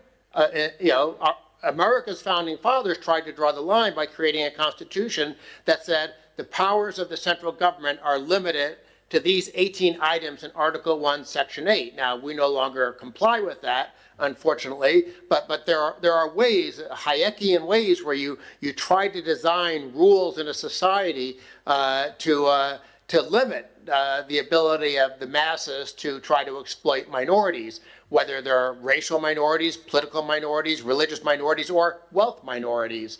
I want everyone to be treated equally, and so in terms of tax policy, I want a simple, low-rate, flat tax. With a simple, low-rate, flat tax, rich people will pay the vast majority of the tax revenue. That's what happens in Hong Kong and Singapore today. The example I always love to cite is what happened under the Reagan tax cuts. My left-wing friends say, oh, those are big giveaways for the rich. Well, what happened? In 1980, with a top tax rate of 70%, those making more than $200,000 a year paid $19 billion in tax to the government. By 1988, when the top tax rate had come down from 70% to 28%, how much did those rich people pay to the government? Probably more. $99.7 billion, a more than five-fold increase in tax revenue. Why? There was much less incentive to use tax havens or to use legal tax loopholes when the tax rate was reasonable. Now, I still think 28% was far too high, and I still think that was immoral at some level, but at least we're getting closer to the level that I think is reasonable. So I think if you have a reasonable tax system, rich people won't have much incentive at all, because when you hide and shelter your money, you're probably using it inefficiently because the gains from tax evasion are greater than the losses from the inefficient investments that you're probably limited to, the higher bank fees that you pay for having to, someone hide your money and stuff like that. So again, I admit, I don't know where you draw the line on some of these things, but I know one thing for sure, I don't want the untrammeled majoritarianism and the persecution of people simply for being rich. Let me ask you a question, maybe to all of you, and you can answer whoever wants. I'd like to connect this discussion with the ESG discussion because it somehow it got the common points. So some very left-wing critics of ESG, because there are such people, say ESG is a tool invented by the great corporation to kind of monetize on those climate, environmental issues. The real way is to do the degrowth thing, so to reduce the size of the apple, reduce the economy, because we are wealthy enough. We don't need more wealth. What we need is to deal with all those problems. Do you think that the notions of being wealthy enough, this notion is legitimate, I mean, in any possible circumstances? On an individual level, it is possible to become we call it rentier. I don't know if the same word is in English, but you have a lot of money and you say, well, I don't want to earn money anymore. I will live out of the interest rates and now I will enjoy some other things. But is it legitimate also on the collective level? The rule of thumb I've heard, and maybe John with his Silicon Valley friends can verify this, you're rich if you can stop working and live the rest of your life without working. You're really rich if you can stop working and live the rest of your life and leave more money when you die than you had when you stopped working. In other words, you have a big enough pile of assets that the income from your assets is more than your living expenses. Yes, on an individual level, it's possible to be plenty rich. Societal wealth, on the other hand, we have a giant challenge. All of our nations are suffering from demographic change. Now, when I say suffering from demographic change, I have lots of gray hair. I think it's good that we're living longer. And when I say suffering from demographic change, I obviously think women and families should be able to decide how many children they want to have. But When you have tax and transfer welfare states that were created decades ago when we had population pyramids, and we're living longer, and we're having fewer children, those population pyramids are becoming population cylinders. We are in deep trouble. All of our societies are in deep trouble. What happened in Greece about a dozen years ago is about to happen in Italy the moment the ECB stops propping up and buying all their debt. And it's going to happen to the rest of our societies. In other words, we don't have nearly enough wealth to deal with the promises that politicians have made and that people have become accustomed to. So we are heading towards some really cataclysmic fiscal and economic outcomes because there simply won't be enough taxpayers around to fulfill the promises that have been made to what will increasingly be very elderly-centric populations in the Western world. And if anybody thinks we can just now sit on our hands and not create more wealth, that day of reckoning is going to come much faster. Thank you so much. Let me rephrase your question. So I would phrase the question like this. Do we want companies to stop producing wealth? To stop producing goods and services? Do we want Apple to stop producing new products? Do we want Google to stop producing new products? Where do you draw the line and how do you stop? That we want innovation. We want companies, Apple or the next Apple, to be coming up with new products that we can't even imagine today. To stop producing wealth, it means stagnation. It means, think of it like this. Imagine if someone in the 1950s had said, we've got enough wealth, let's stop. We would not have the products that we have today. And we're better off because of them. And our children and our grandchildren will be better off because of the products that are coming, that we can't even imagine at the moment. Now, in one of the earlier panels, there was a discussion about AI. We're in the early days of AI. I can't even project what's going to come next. So stopping wealth means, we've got enough. Let's leave AI, let's turn AI off because we've got enough wealth. And to that I say no.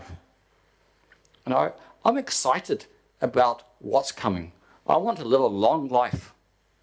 Thanks to the technology that's coming, I should be able to live a long life and to see the possibilities of AI. So I regard anyone who says that we've got enough wealth today and we need to stop, I regard that as anti-life. If I may, short comment. I don't think that the problem is with stopping of producing new products. It's rather about produce the new products or new services in a different way or according to different rules. And I think that as a society we can invent new products, new services and new rules. So this is, I don't think it should be scary. Regarding this, problem about our contemporary society, these challenges, maybe we should stop through redistribution. I know that you don't like taxes, and when I mention redistribution, it means that it is somehow connected with taxes and transfer system. But there are some empirical works, even wrote by the staff of IMF, where we can find that some kind of redistribution can improve growth, can improve steady growth. So maybe we should think about a different way of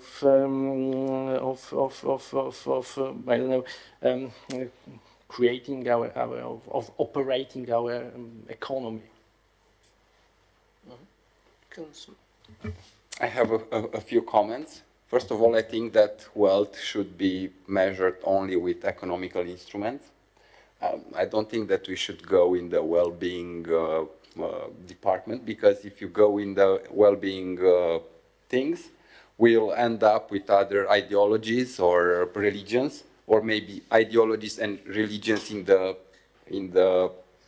same time, like communism or fascism. For instance, I don't know, maybe it's not the best example. Karl Marx said that the human being is altruist, is an altruist human being, so is not selfish, as Adam Smith stated. You know, and we can end up in other places. Second of all, I want to say that the redistribution that our colleague is talking is maybe the idea of John Stuart Mill, who came and said that we can separate production to distribution, and maybe inspired by John Stuart Mill, we have the welfare states, where they, I don't know, maybe they super tax the companies and they redistribute this wealth. But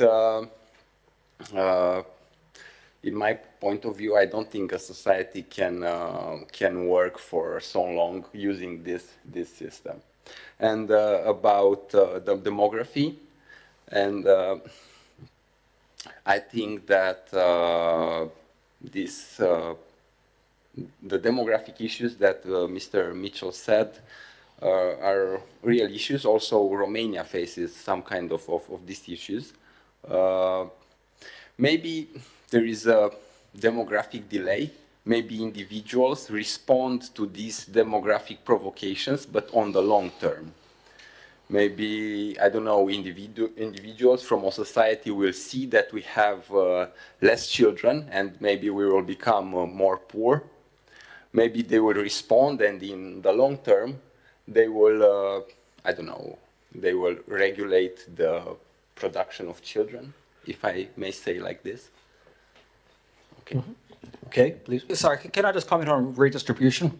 Yeah. Yeah. You know, just keep in mind what redistribution means. It means taking wealth by force from those who produced it and giving it to those who did not produce it. I want Elon Musk and Jeff Bezos to keep their wealth, and I think I'm better off when they keep their wealth. May I? Please. There, on this question of redistribution of wealth, there is a continuous, automatic redistribution of wealth that's happening continuously thanks to innovation. 30 years ago, only the very wealthy had cell phones. Today, everybody, including the subsistence farmers in Guatemala, have cell phones, and it's pulling them out of subsistence level living.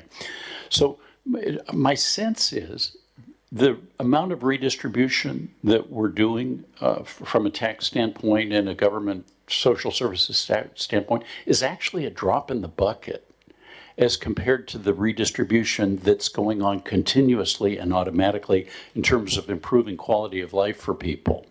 If you look at, so 1 billion people have been lifted out of poverty in the last decade. It would be interesting to see what percent of those were lifted out of poverty thanks to government redistribution of services, of funds. My guess is it's a small percentage and a small amount. Most of those people have been lifted out of distribution thanks to technology being able to make things more affordable for them and them being more productive. I wanted to say one other thing, if I may, and that is how envy, it's a beautiful example in my mind of how envy makes us irrational and negatively impacts our happiness. Surveys have shown that if economy passengers on airline flights have to pass through first class seats, the first class section, before they get to their seats, they're less satisfied with the flight than would be the case if they don't have to pass through first class and see the large comfortable seats that the first class people enjoy before they get to their seats. And of course, it's in their minds, I'm sure, that, oh gosh, those people are enjoying such comfort and I have this tiny little seat that I'm stuck in. But the fact is, those of us in economy should be grateful to those people in first class because they're subsidizing my seat. My seat is cheaper than it would be otherwise if it weren't for the people in first class. So rationally, I should be grateful, not and happier thanks to the first class people. Of course, we're institutionalizing envy, it seems, in so many ways to make it more acceptable and to justify the redistribution of wealth. But it's not a good strategy, it seems to me. I'll just correct one thing you said, John. I think you'll probably agree. It wasn't redistribution that lifted 1 billion people out of poverty. It was the pie growing. In other words, we weren't redistributing, we were expanding the pie. Yeah, and okay. That expanding the pie is probably 99.8% of what lifted people out of poverty, and government programs at best. I suspect government programs actually trap people in dependency and have a negative effect, but for the sake of argument, I'm willing to grant maybe 0.02%. I'd like to add that market transactions are usually not called redistribution.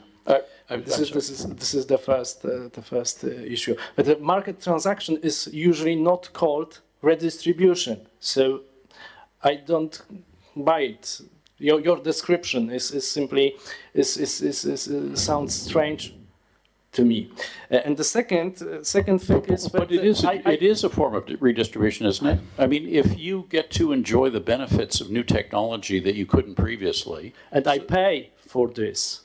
Well, I mean, and the company wants to sell me. But there's a huge, and if they want to sell me, they have to produce it in affordable price, and I am able to buy it. If they want to, sell their services only to Bill Gates, fine. I would not have this. Well, there's such a huge consumer surplus. I mean, how much do we pay for Google Maps, for example? We pay a monthly fee for the internet and something for a device to access it, but apart from that, I guess we have to make some links to the previous panel about data, paying by they use our data. This is the discussion about definitions regarding that. If we take something by force from one person, give to another, then it's redistribution. If we produce the surplus, it's splendid, it's awesome. Okay, but that's not a redistribution, in fact. Exactly. That's my point too. And mine too. And I would like to add one more thing, that when I mentioned this word redistribution, I had in mind that redistribution not only is a cutting pie, but also contribute to extending pie.